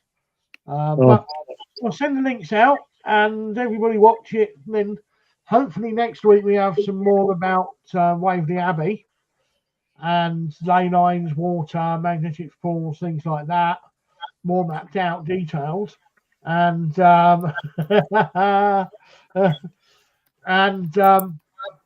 we can have a little talk about that. And obviously we've got here where is it coming up, the TV NSP, STV, come on and do a talk about black-eyed children, things like that. That to me is very, very interesting. Yeah. Who's to say that they are children and they're not some sort of Portraying children to draw people in. Yeah, I mean, where do these things actually come from? I read a book like that. It's called Demons and Familiars. And that's about how they present themselves as children or people that you're familiar with. And that's where they can get their attachments. Because you drop your defense down. It's a really good book. It's interesting, but it's about a guy who's a medium, and it's about his journey to sort of becoming into full-blown mediumship. He didn't realise he had an attachment because he thought he was a friend of his that had sadly passed away. And he wrote a book called Demons and Familiars. A really interesting story. I read an article the other day was about phone calls from the dead. Did anybody see that? No, I've heard it can happen. Yeah, there was an incident in there about a guy that he was at his mother's one, and obviously his father had passed away many years before. And he was at his mother's one late evening, making sure she was okay, and her landline rung. This was quite late, so he picked it up and there was nothing there, so it was just dead. And then it rung again, and then her recorded message come on. So he thought, well, someone's going to leave a voice message. If they rung twice, they'll leave a message. And then nothing. There was no message. And then it rung, and it sort of rung the third time, but they left a message, and it was his father's voice on the end of the message. Unreal, absolutely unreal. That book was written by a guy called Callum E. Scott, and he's a nice bloke. He worked at, I think it was Oxford University, or one of the UK universities, an English lad. And I've met him. He was at a conference down here a few years back, and he did a speech. And he wrote the book Telephone Calls from the Dead, the yellow cover. Highly recommend purchasing that book. It's interesting. He started off as a skeptic, and he was introduced to it or suggested it by one of his friends, colleagues, and he basically said, what a load of boo, yeah? And said, well, look into it. And he decided to look into it and rip it to shreds. And the first case he went into, I think that was one of the first cases. Jake, good to see you, mate. Thanks for joining us. Really good, welcome. Mate. Thank you. And then we got Rochdale Poltergeist. That's one that I really am interested in. Yeah, the Rochdale Poltergeist. That was probably bigger than the Enfield Poltergeist. It's just that's been blown up. Down a country lane in my dad's Staffordshire. Slowly for a good few seconds.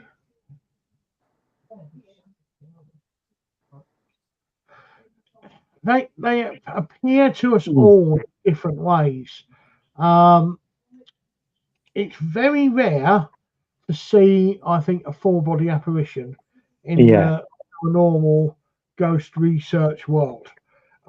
We get a lot of new people come along to us, and they pay their money, they come on an investigation at a reputedly haunted location, and they're all psyched up to see a full-body apparition of their great Uncle Albert that passed half a dozen years ago and communicate. If only it worked like that, it would be fantastic. But we do say all our investigations. We're not here to contact anybody, relatives, friends, or anybody it's purely people that worked and were at that location. Nobody else, because obviously it can become quite upsetting for people as well. Now, if you're lucky enough to see a full body apparition, it's gold dust. Seeing something like that is to us all as gold dust. I think everyone would agree on that. Definitely. However, they will show themselves to us in different forms. They will show themselves to us as smoke, as white outlines. That's where I think people see the sheets, the comic things going across and things like that. It may be the easiest way it was to show it to itself. It may want you to know it was there, and that's how it can show itself to you. A lot of people report cigar smoke or tobacco smoke or pipe tobacco or lavender, because they're the most pungent smells in nature, in life. Therefore, I'm here, I'm here, I'm here. Imagine being in front of somebody and waving your arms and them not being able to see you. But maybe, there's something else above here as well. There's a few here actually. This is the one I'll answer in a minute.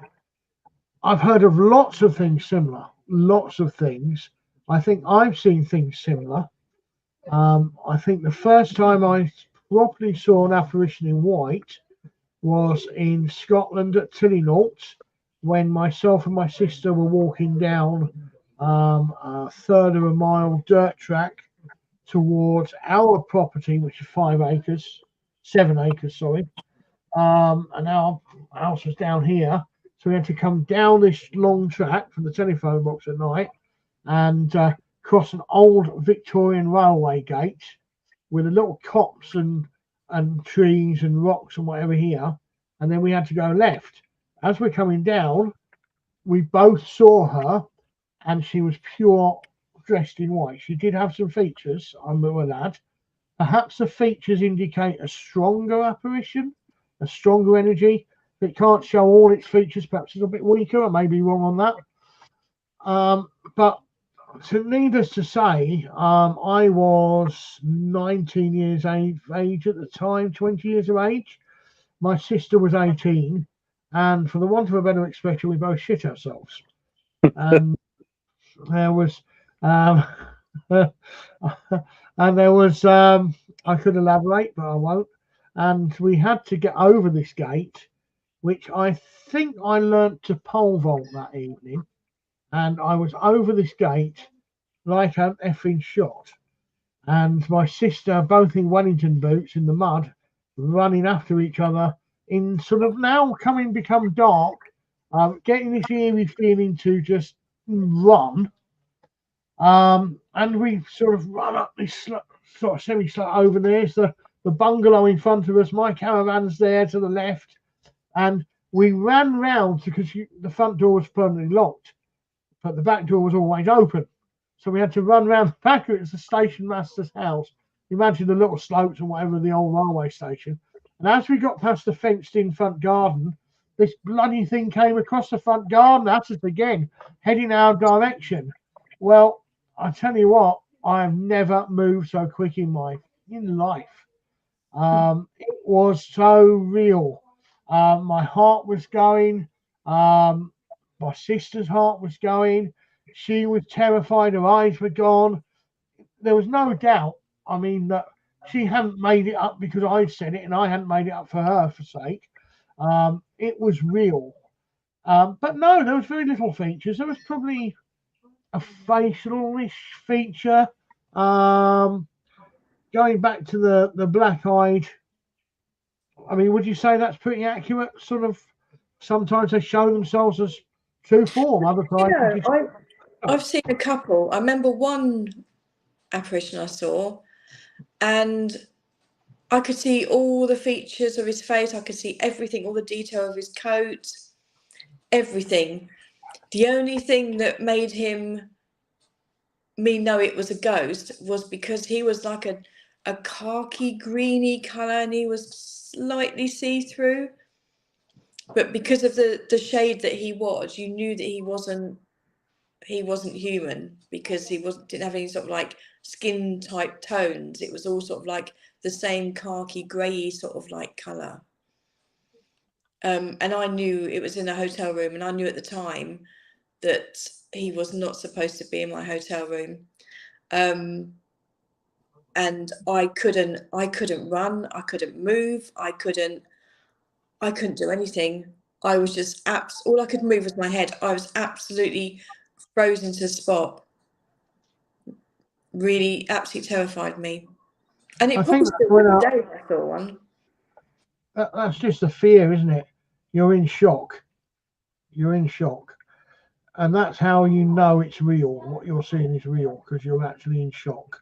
It's like your animal instinct, isn't it, kicking in? And well, it's a fight or flight, isn't it? It's you know, you either want to fight or you want to run. That's when the adrenaline comes in.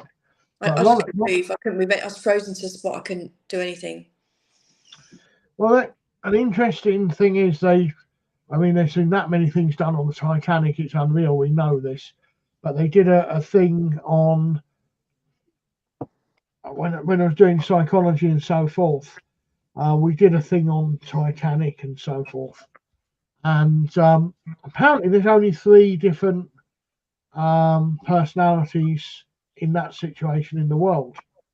There's one who is the top of the tree, and they are the ones that will take charge of the situation. They'll accept the boat is sinking, and they will go around trying to help others to save themselves and trying to convince themselves to get off that ship, get in a lifeboat, go.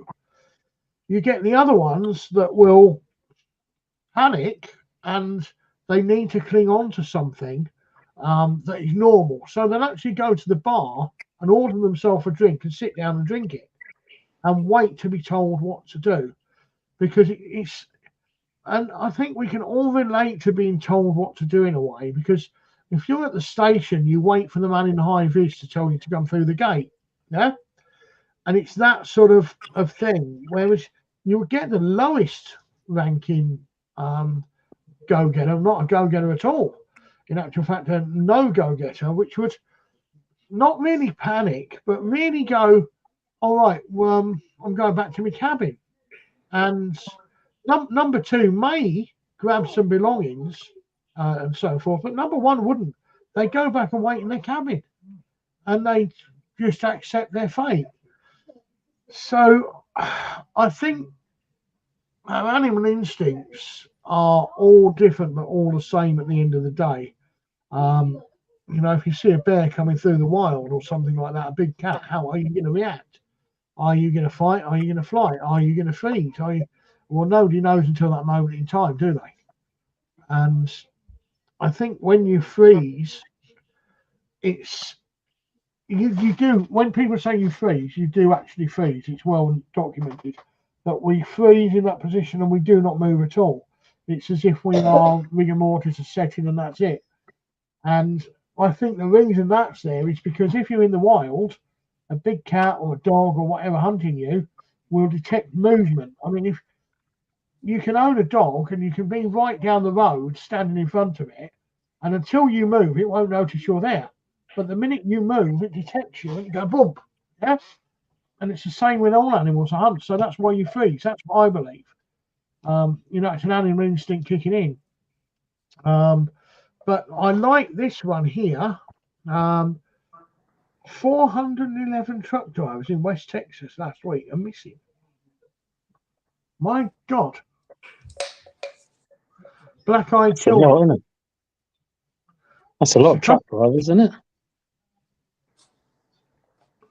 That's a lot. That is a lot. We need to check that out. And what's going down the cobble street next to us? Check out CTV.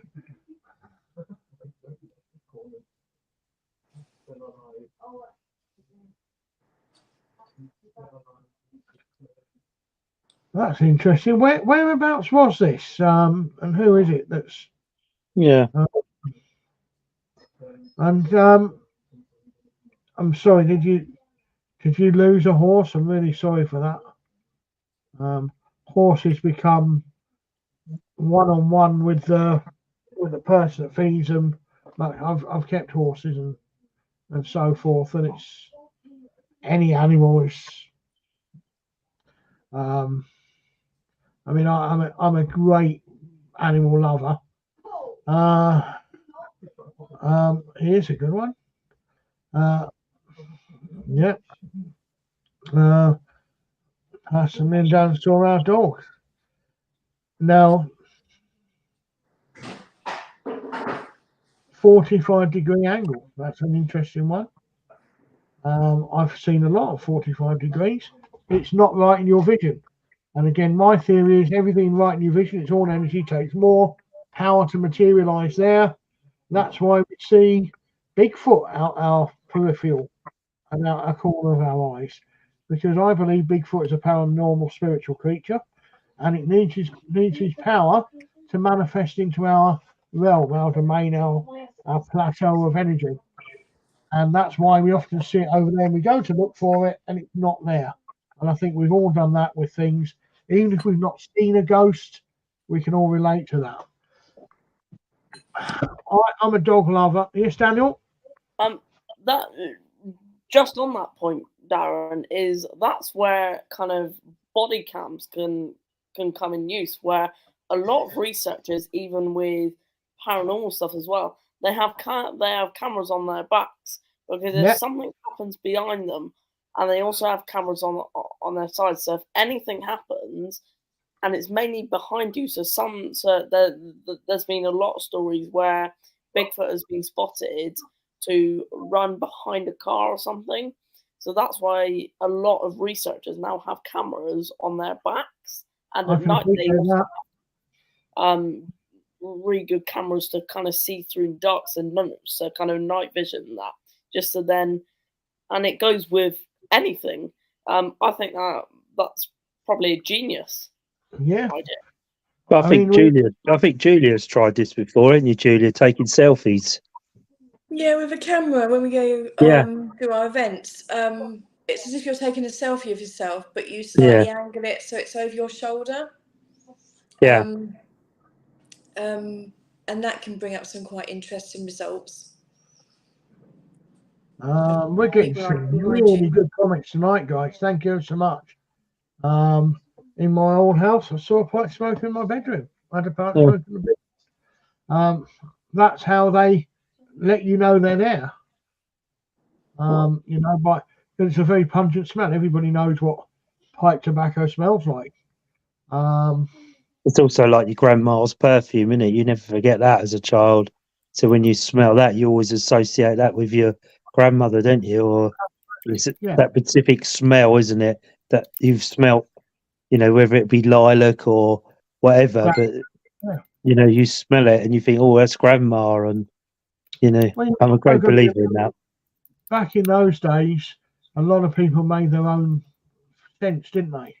Because you wouldn't just go down the high street and buy a bottle of Yum or Gautier or Boss or whatever, You'd have to make it yourself out of rose petals or lavender or so forth. It'd be like tobacco, wouldn't it? It would be different then than it was now. So it would have that distinctive smell. I always remember my dad smoking Golden Virginia roll-ups. And I sometimes smell that because that has a specific, like Old Oban and Gold, they have a specific smell to them. And I always know when my dad's around because I can smell the Golden Virginia that he used to make into rolling cigarettes. Yeah. See, when they're this size, they're okay, Gwyn, but, when they get bigger, right?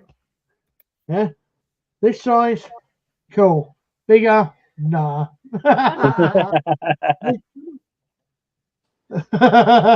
Why not?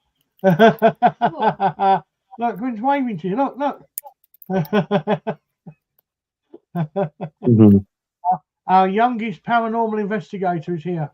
Yeah. Where Molly? Oh yeah, Molly's younger. Yeah. Gwyn's showing the youngest cryptozoologist, apparently. Yeah. Darren, they're making fun of me. They're making fun of me for doing that. Facebook user, I can't see your name because you're on somebody else's blurb chat, whatever. But Carolyn Smith. All right, Carolyn.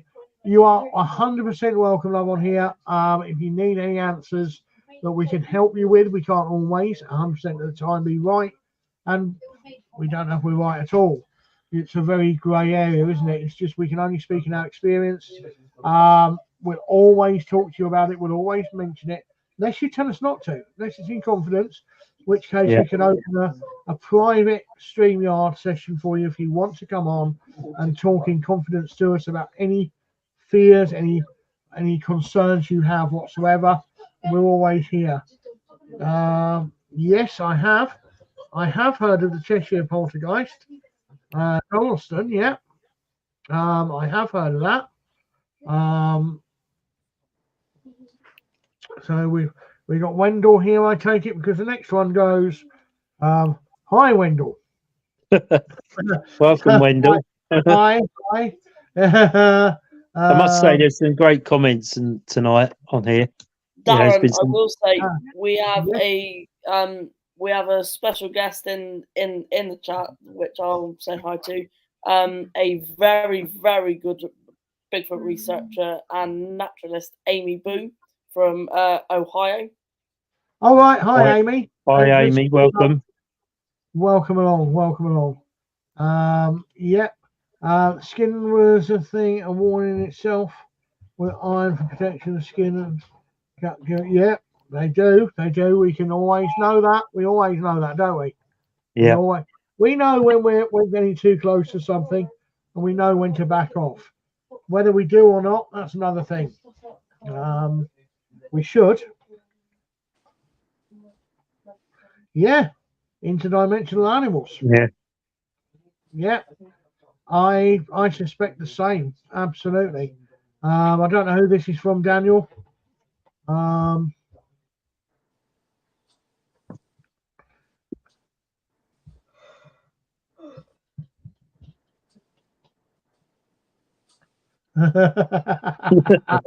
like the next one. It's very, very true. I can go with that. I can go with that one. Yeah. I think mine's started already. Very, very true. Yeah. On that note, where is Jen tonight then, Paul? You knocked her off? She's working. Oh, right. Okay. Yeah. Tonight, tomorrow, and Wednesday. That's Paul Sinclair. Truth. Yeah. And then we've got something I wanted to do for a long time out in the forest. Do it. Seriously, do it when you're at home. No, don't do it when you're at home. Don't do that. You may never come home again. Just that wasn't a good idea. No. Take photo. I mean, I often take photos just over my shoulder like that, willy-nilly, a video or so forth, and it's amazing what you actually can get. Or just take them randomly. My advice to everybody is take 2 photos of the same thing. Then you've got something to compare it by. Mobile phones these days are so quick at snapping. Done. Yeah. Take 2 of the same thing. Bump. And then when you get home, you may see that there's something in one that's not in the other. And at least you've got another picture to compare it with. And you can either chuck it out the window or you can say, I've caught something. Yeah.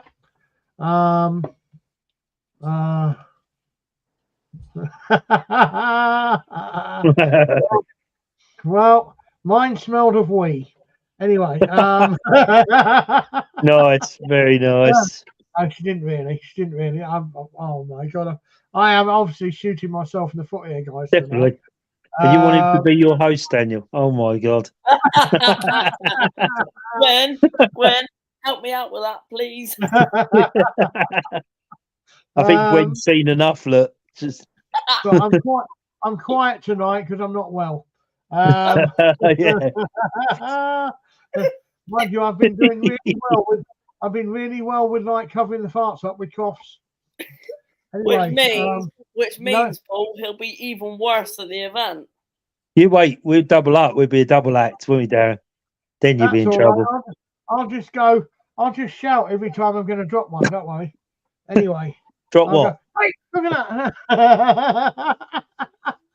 Is that a We'll dog? have- I think, Darren, the rest of us are gonna need a place that we need to go and cool off after your big outburst with every member, mate.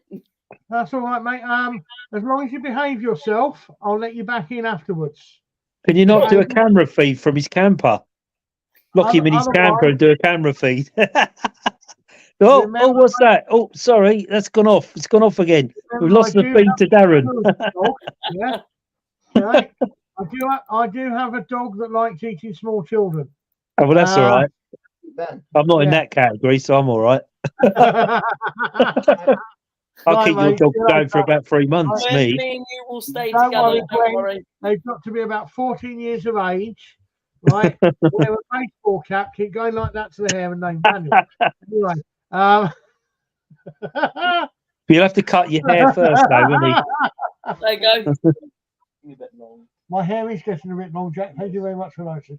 This is the boy that tells me, Mike, Jack, come here. Jack, come here. You say you want it short. This is the boy that tells me my hair. There's no battery in that one. Battery in this one, though. Or is that? Tells me my hair is getting long. Ah, that's right. Jack, bend down.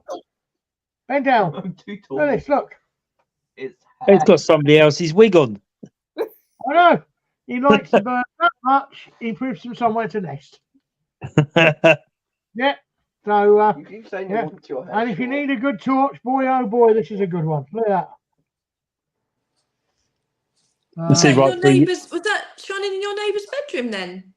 Yes, yes. I think you're we- confusing the We thought. had the police turn up last week to the old lady over the road. Young officer got out, he went in. He was complaining about the neighbour walking around naked indoors. She said it's disgusting. Every day he's walking around naked and whatever. He says, where can I see him this from? He's doing it now. She said he's doing it now. He went upstairs to her bedroom, looked out the window, said, I can't see it. She said, no, you've got to stand on the ottoman to see. Don't give him a joke spot, please. We could and be in use the serious binoculars. trouble. Could be in serious trouble. Oh my word! Everyone's a cracker. I would imagine this is John, is it? Still working? That's Amy from Ohio. What time is it in Ohio, Amy? Must be midday. Hi everyone. 5 Hi, hours Faith. before. Yeah. We have I think we have a reply to that one. Grandpa's from Balls, yeah. I can go with that. I can go with that one. Yeah, you Darren. lucky I was born before. Anyway. Darren, could you Anyway. switch to a comment that says Daniel Lee Barnett mix or a big cat on the weekend? This was Carolyn Harlem and Mick McLaren. Now obviously I will be getting in contact with these guys shortly, What's this?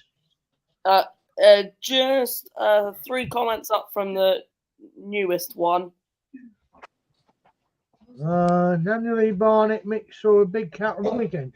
That one. So apparently, so Mick McLaren, this is Carolyn commenting, with Harlem. Well, it might not be. Apparently, they saw a big cat, Oh. which could help with the investigation, Darren. Okay. All right. Okay. I'm with you now. Yeah. I'm with you now. Okay.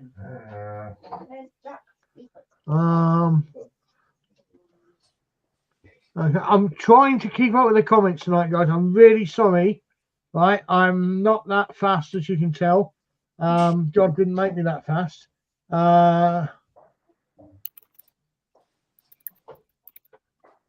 Okay. So Interesting. Been some good comments on here tonight, haven't there?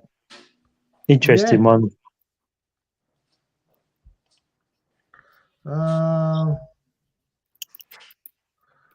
yeah. Yeah. Okay, good. I've just seen your message now. This is how quick I really am. Yeah. I'm really, really slow. Yeah. Yeah. I mean, it wants to come on the show or whatever. I mean, I'm running a bit over time now. Obviously, we don't want to keep too many people up, bore them, and so forth. So that was why I tried to set it to an hour, but it didn't even work on Christmas damn day, did it? No, You know, no. Christmas Unfortunately, Day, no. well, Paul went, "Are we doing that?" I went, "Yeah, just a quick 15 minutes tonight." Yeah. 15 Yeah, minutes. yeah.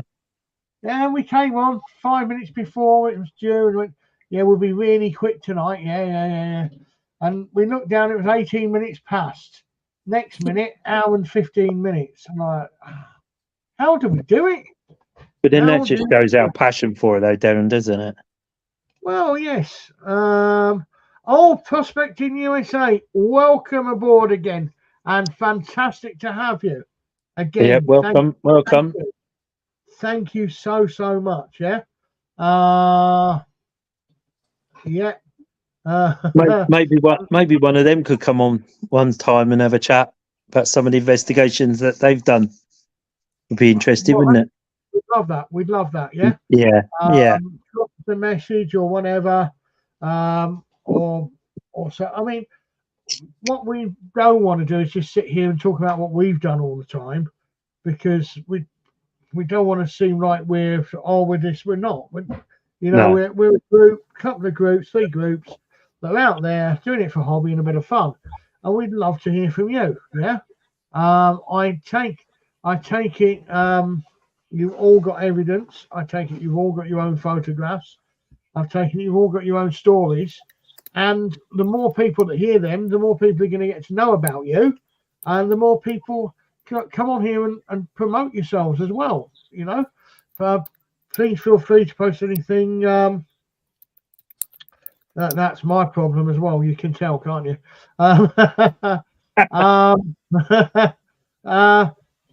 You know, it doesn't matter how many times you get out or so forth. As long as you do get out and you make the effort, you're not gonna find what's out there indoors. You're only gonna find it when you get out. When you get out into the big wide world and you start looking around and asking questions, the way society's geared up is so we don't ask these questions. When we're a child, our parents tell us, "Go to bed. The monster in your closet doesn't exist. That sound in the corner of your room was your imagination. There is nothing there." When we become an adult, we come into our conscious state, because until we're an adult, we're in our subconscious state and we're learning all the time. When we come into our conscious state, we've learnt off our parents, and that sound in the corner gets dismissed now as, there's nothing there, it's a house moving. There is no monster in the closet. So when we meet our partners or so forth, if they then turn around and say, "Oh, I saw something walk across the landing, I heard something, and then I saw it," we turn around and go, "No, it was just your imagination." So it's us here that ask these questions, that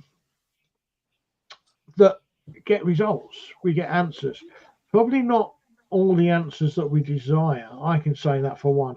40 odd years, I haven't got 40%. I really haven't. And the 60%, there's just not enough time left on this earth to find them now. But at least I've got 40%. Yeah. Look, you're never too old to learn. No. When you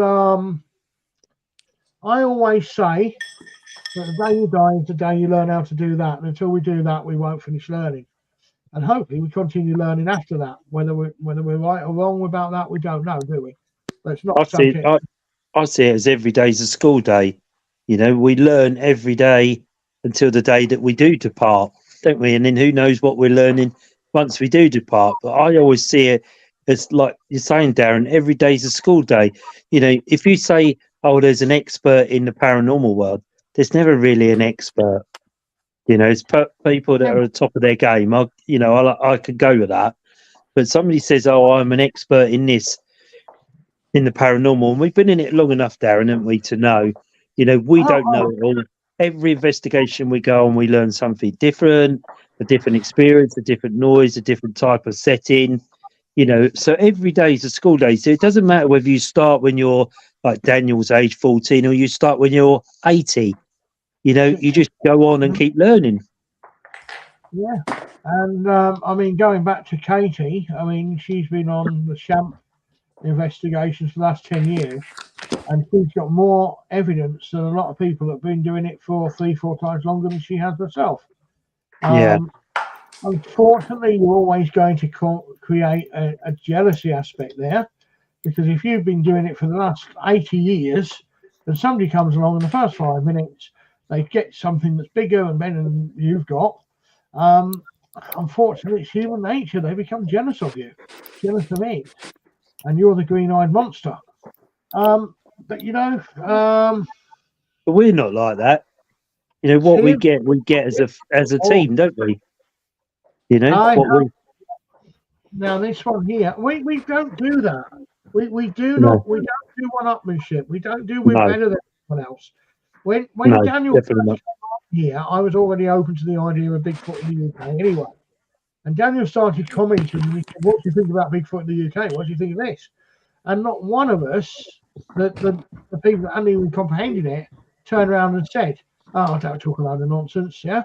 Because we don't turn around and say the closet monster doesn't exist. No. I like this one. Yeah, that happened with me as well. Scared away, yeah. But there's no such thing as that, yeah.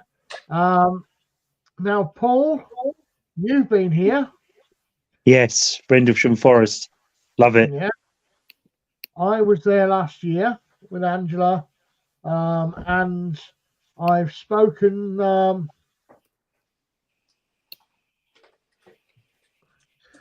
I've started. There's another good one coming here. I have a family live down in Suffolk, around the Rendlesham area, and I was talking to Darren when Darren went, and it's a very, very strange forest. It, you know, you could get very disconcerted in it, couldn't you, Darren? Very disorientated is the word, isn't it? Yeah. It's such a strange. It has such a strange pull in it. I don't know what it is about that I know, you know, you walk through forests. Some you go through and they're beautiful and all of that. But Rendlesham Forest has this very, very odd attraction. It's very. I think if you was to spin round and round and round a couple of times, you wouldn't know your way out.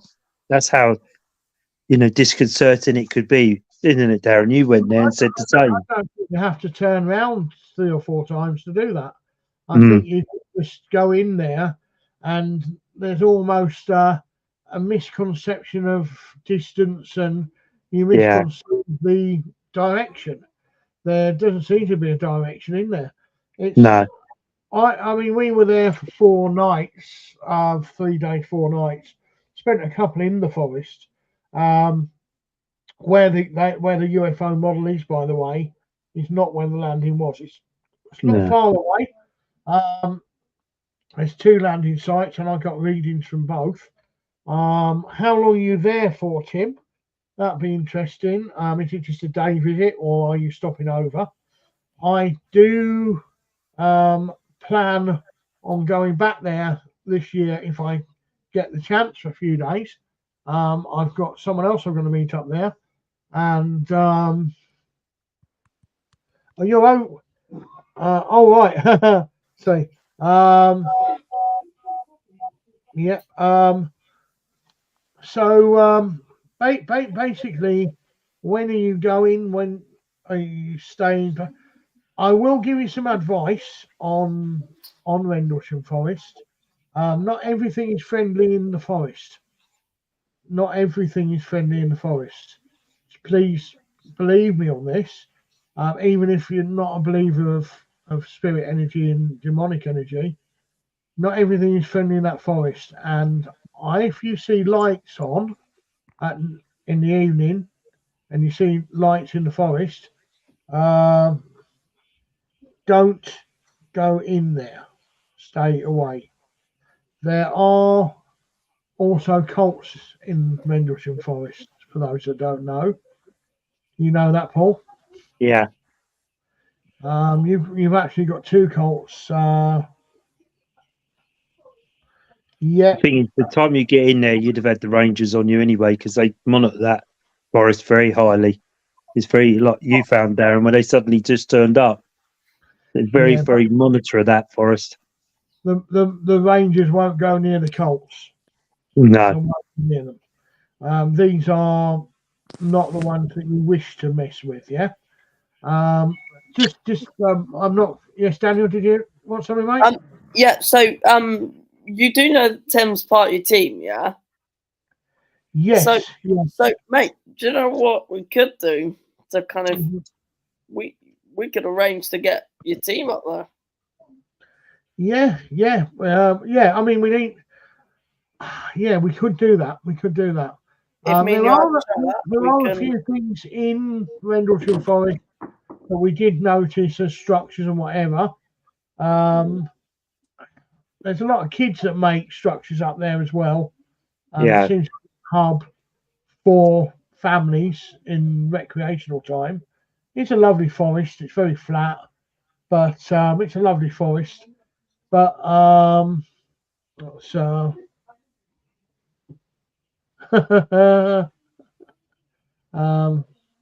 yeah. I think that was yeah. I think sometimes that sets it off. Yeah, Rendlesham tips. I'll try and send you some through to him. Just be Without being careful. open. Yeah, Just be don't careful. write just anything in, mate. Take some protection with you, because even if you don't look for it as a paranormal, Bigfoot, whatever researcher you are, you've already opened yourself up without knowing it anyway. So you are inviting. I would highly recommend reading a book before you go called Sky Crash. It's called Sky Crash. It's an investigation by independent people on the big, huge cover up of the Rendlesham incident. People were seeing these lights in the sky for 20 years before this night. 20 years, and they saw them after it. And there was a huge military cover up here, bigger than we will ever know. And it's still going on today with putting a UFO model in the wrong place of the landing spot.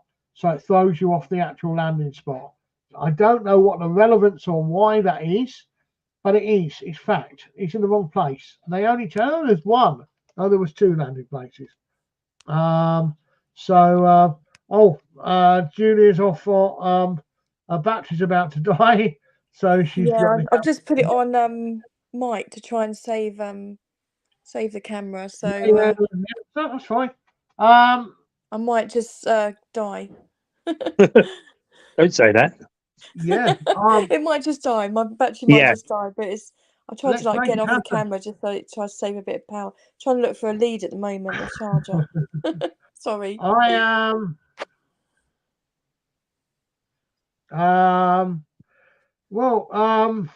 Yeah. That's. I mean, again. I mean, I've got to. I mean, as far as we're concerned on here, we've got to reply on the. You know, see a lot of conflict in a lot of areas. There is war, and I've tried installing this to everybody, new and so forth that comes along. Just don't get involved in it. You know, Sky Crash was an interesting read for me. It may not be for everybody. I would suggest you read it so you can make your own mind up. Yeah. Yeah. On these things, yeah. You know, Ronnie Dugdale is a very, very prominent figure. If you search Ronnie Dugdale, he's done quite a bit in the forest, and he's a very clever guy, very respected. He's retired now. Who else can I pop you on the way to? I'll have a think, because I will be up to Nottingham on the 14th of August, and I believe I've only got a few days before that to get there. I think it's let me have a quick butchers at this. This year, About 2 weeks after the event, Darren. yeah, 2, 3 weeks. 15th of August, I'm up to Nottingham. Monday is the 12th. I could possibly do Rendlesham 12th, 13th, or 14th. I'll keep that open.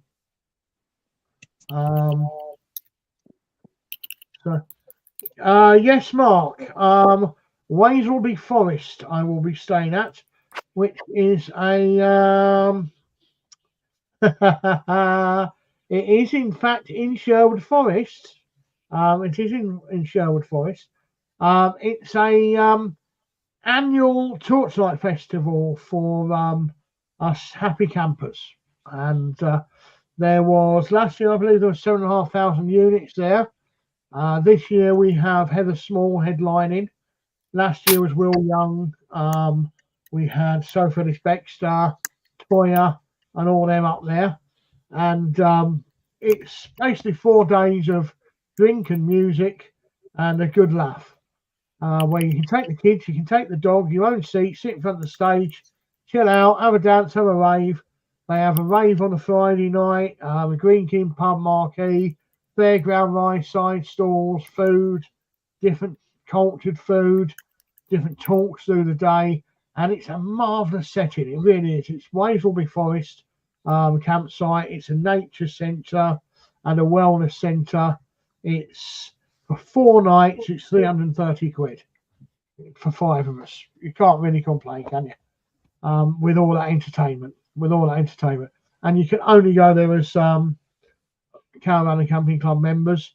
So you know everybody that's there basically is of a certain degree. They're not drinking Stella as they're driving into the campsite as a rule. So it's not one of them. Yeah? I hope everybody that applied to come along. Tim, that's what we're here for, mate. But I've been very unwell the last couple of months. I continue, unfortunately, to say this, but I continue to be very unwell. They wanted me to go to hospital today. I refused to. I want to see if I can sort myself in other ways. And I don't really, I'm scared of hospitals. And I'll come and hold your hand. I mean, I could show you how to get in there, Darren. I'm a lot of pain at the minute as we sit here. Even I've got pains here at the minute, pains here, down here, and up my back. You need to get it sorted, mate. You know, I before I had my episode, I thought mine was indigestion. How wrong was I? This is indigestion. This is indigestion, but it's like that's a good one, mate. Yes, thank you. And that might be an answer. I mean, which doctor's that? Yeah. I'm gonna have to go in a minute because I'm losing my battery. No, I mean, sorry, Tim. I've been, I've had loads of things. I think we've been in contact on the emails and whatever. Yeah. We'll get together, mate. We will, because we're not miles apart. It's just time and it is, yeah. Especially at the moment. And January's a crap month. Come on, let's admit it. Who's glad to be past January? Hey, me. Come on. Me. All right, it's an expensive month, isn't it? Credit card back and all the bills are coming, the mobile phone, the rent, the mortgage, the car, the fuel. Yeah, and like you know, and you ain't got paid for 6 weeks since December. It's even more. It's more nerve-wracking. Well, I mean, and gets fed up of just being able to eat Easter eggs as chocolate on New Year's Day, because that's what it is. It's all a glorified, commercialised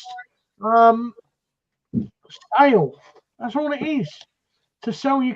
I mean, Christmas Day Christmas Eve they're taking down the decorations in the shops. Come on, yeah. But no, I'm whoever it's oh yeah, he has got his hat off as well. Yeah. Who is it? Let's have a Yeah. look. Hold on. Hey! You got to watch him because he starts doing a strip after that. Oh, Oh man, Aaron, Yeah. I'm glad my battery's going in. I think Yeah. that might be Amy. He said if Daniel ever comes on alive and he starts taking his hat off, you know what's coming next. Yeah. Aaron, you're so dirty-minded, my friend. And you've got him hosting. Oh my god. No. No. Oh, I'm no. not. It's the way you are and the way you're perceiving it, the way That's you're it. taking it. Because That's it. if you don't notice, all my jokes are double meanings. Yeah. Let's just this So- is Carolyn Smith who just went. So Thanks, for Carolyn. coming, much appreciated. Everybody on here that comes on for 5 minutes, 30 seconds, an hour is so much appreciated. They really are. Absolutely. Enjoying it. Absolutely. And John Downs rang me this afternoon. He said, "Oh, I may not be able to come on tonight, John." And he said this to Darren.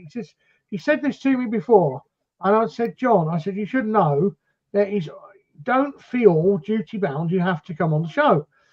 There is always a place for you on the show if you wish to come on, but please don't realize that you have to come on and join us. It's great for you to be on because apart from being a wealth of knowledge, he does have such a dry sense of humour, and he's such a great guy. he's just fantastic. And I mean, he's devoted his life to cryptozoology. He is amazing. You know. So Darren, one of John's, let's say, assistants or one of John's best friends, I would say, is Gwyn. Sound. Yeah. So that Nothing makes wrong with that. Yeah, that makes Daniel further down the queue then, Gwyn, does it? You know. Oh, bugger off. And he's no longer the youngest cryptozoologist in the world. Yeah. No, Yeah, beaten by that. No, we've seen it. We've seen the baby, mate. We've seen the baby. We've seen the evidence. Look, You know, look there's a there. amazing thing you can do on here. You just go like that, yeah, and he's like, sorry, Daniel, what'd you say? You might. John is going to get Gwyn's 3-year-old up on my stage in my event with a Bigfoot t-shirt on and say, "I've got the youngest cryptozoologist." You have a t-shirt saying it. This is the youngest cryptozoologist. Buy a t-shirt for that. I will be announcing as that as well. Oh no, you won't. Oh. You'll be long gone by then, Darren. Hang about. You see my arm? Yeah. That's bigger than your waist. I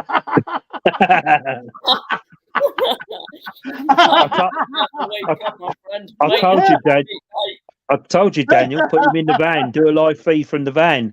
You could lose a live feed. When he's live, that's it. You're done. There's no reeling him in. Bless him. I'm wait until we meet, Darren. You know I am bringing my surfboard, don't you? Oh no, you're not. If you bring that, then you're going nowhere near my stage. Are you bringing your spudgy smugglers as well, Darren? No, I've got speedos. Oh right, not the budgie smugglers then. No, speedos, mate. Yeah. Okay. Yeah. You know the low cut ones, yeah. Oh yeah. Goggles. The one that's got the V at the back, that one. That mankini. Oh no.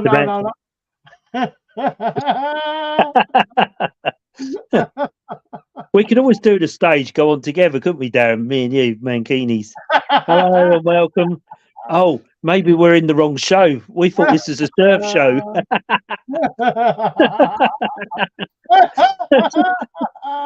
We look like Scooby-Doo. Guys, if you haven't got a ticket already, yeah. I can say, Darren, I want to thank I want to thank a lot of your kind of side, because when I came off earlier, I went onto the website and we have gained we're now on 65 tickets have been sold. So Nice. doing There you well. go. There you go. So there's a few of my guys coming over. Yeah. And thanks, guys. Thanks for your support. We support Daniel and so forth. Support John. You know, basically, V's watching here. And obviously Richard Freeman and Jackie Tonks in all their work. Katie Elizabeth in Stop America. giving away the guests, Darren. Hey? Stop giving away the guests. 3 lives in a row. I've been counting. You've given away the event. You've given away guests, and you've given away yourself tonight. I haven't That's given away guests because I'm just thanking people that are coming that I am supporting. No, seriously, right? Richard Freeman, I support his work. John Downs, Jackie Tonks, yeah. And basically, I didn't know they were coming to the event until you just gave it away. Oh, Daniel. Coming to the event. Whoa! Daniel. Oh, it's like milking a cow. You can't stop. You can't stop. Yay! Maybe Daniel should be in the van then with a live feed. Oh, Daniel. You'll be What long have gone you- as well, Paul. I'm not gone anyway, mate. So another go wouldn't make any difference. And Dad was sitting there thinking, actually, Darren only mentioned names. He didn't mention who was going to be there until I said, oh, John's going to love this one. I'm going to go down because I've looked back, just about to lose the battery. Oh, no worries, mate. No worries. We'll be end of the live in a second, Paul, anyway. Well, Yeah. now to answer your question is because we've only just announced the event about 3-4 weeks ago, so we're just staggering the guest announcements. I think the main reason on that is, as Daniel says, staggering it, but announcing it and obviously getting people to come along to the event, because a lot of people have got a long way to travel.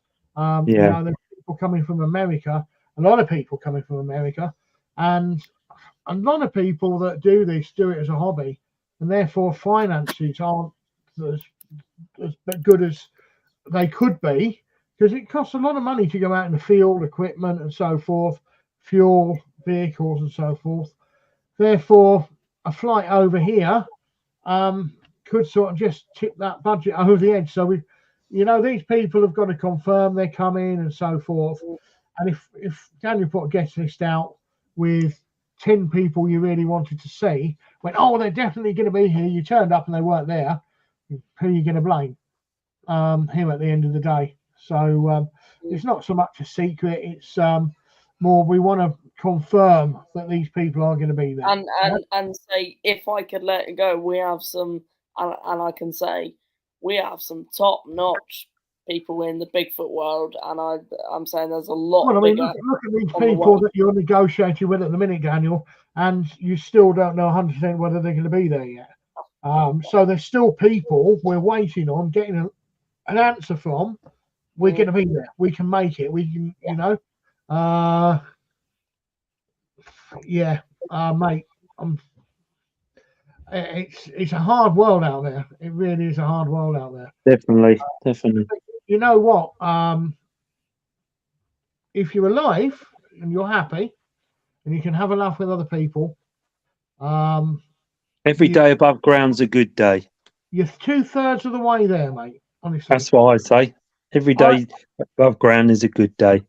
I know people that have been really nice people, and they've struggled away and just make ends meet, and they've won the lottery, and it's changed them. And now these people don't consider their old friends good enough to talk to anymore. Before this money came along, they were happy to have them babysit or babysit for them. They lived in each other's pockets and helped each other out. Went away on holiday together, sat outside and had a drink and really enjoyed each other's company. But now these people. So that's a car thing, isn't it? You know? Yeah, I know the feeling very well. Hence why I do most of the things I can myself, and I'm very lucky to have some good friends that are mechanics. Ones that's you're very welcome, Darren. Justin, who's on here tonight, I value him 100%. In the past, he's helped me immensely with vehicles and so forth.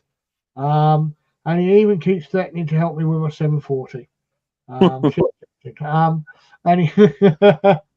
I've got one car. I've got a BMW 740, which I've had now for 11 years, and I bought it on the anniversary of my dad passing to somehow justify buying it. I didn't pay much for it, and I've had it 11 years. But on the night of my dad passing, the anniversary, the same night I bought it, somebody decided they were going to put their initials in the boot and also in the side, in big letters like this. And I came out the next morning with a cigarette to look at it, and I went, "That's nice." And then it got broken into, and I sort of lost interest. So the poor car's been laid up for a while. It's MOT'd every year. It's taxed all the time, and it drives. But we've got an electrical drain at the minute, so I'm just I don't want to break it myself. Let's put it that way. But there's some lovely people out there.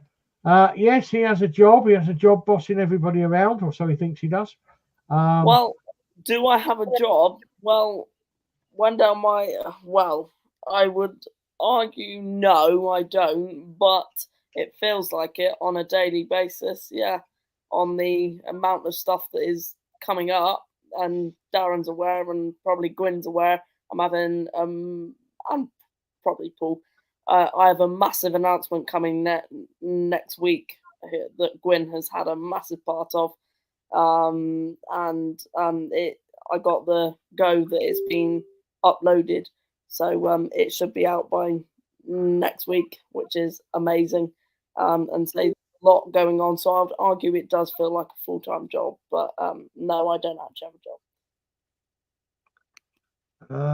And if we've got Pinectic Gaming watching us tonight, which I think we possibly may have, that's Justin's son William. He turned 15 yesterday, so happy birthday for yesterday.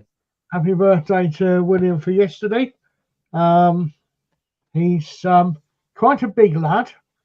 He's as tall as me now, so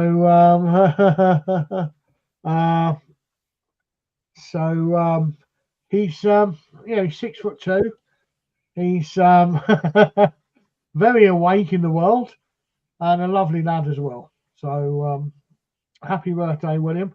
Forgot all about that, but that's just me, isn't it? All over. I'm gonna have to go and say. Yeah, I'm going to end the live now anyway, because we've done Mine's about to die. like 2 hours to a 4 hour. Sorry for being late. Thanks to everybody that's watched us. Thanks to everybody that's joined us. It really, really, really, really is. I can't tell you how much we appreciate you being on here. On the 9th.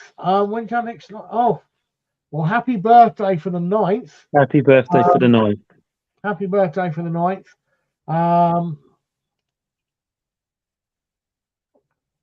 Thanks ever so much for saying that.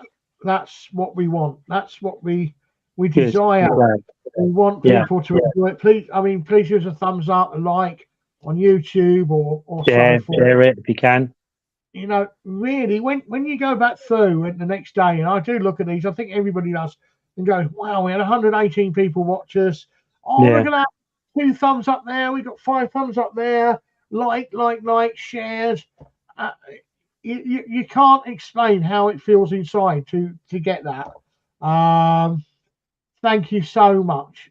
So much. Well, before you end the live, down to everyone who bought the tickets, thank you so much. And to Darren, we've had some top-notch people on tonight.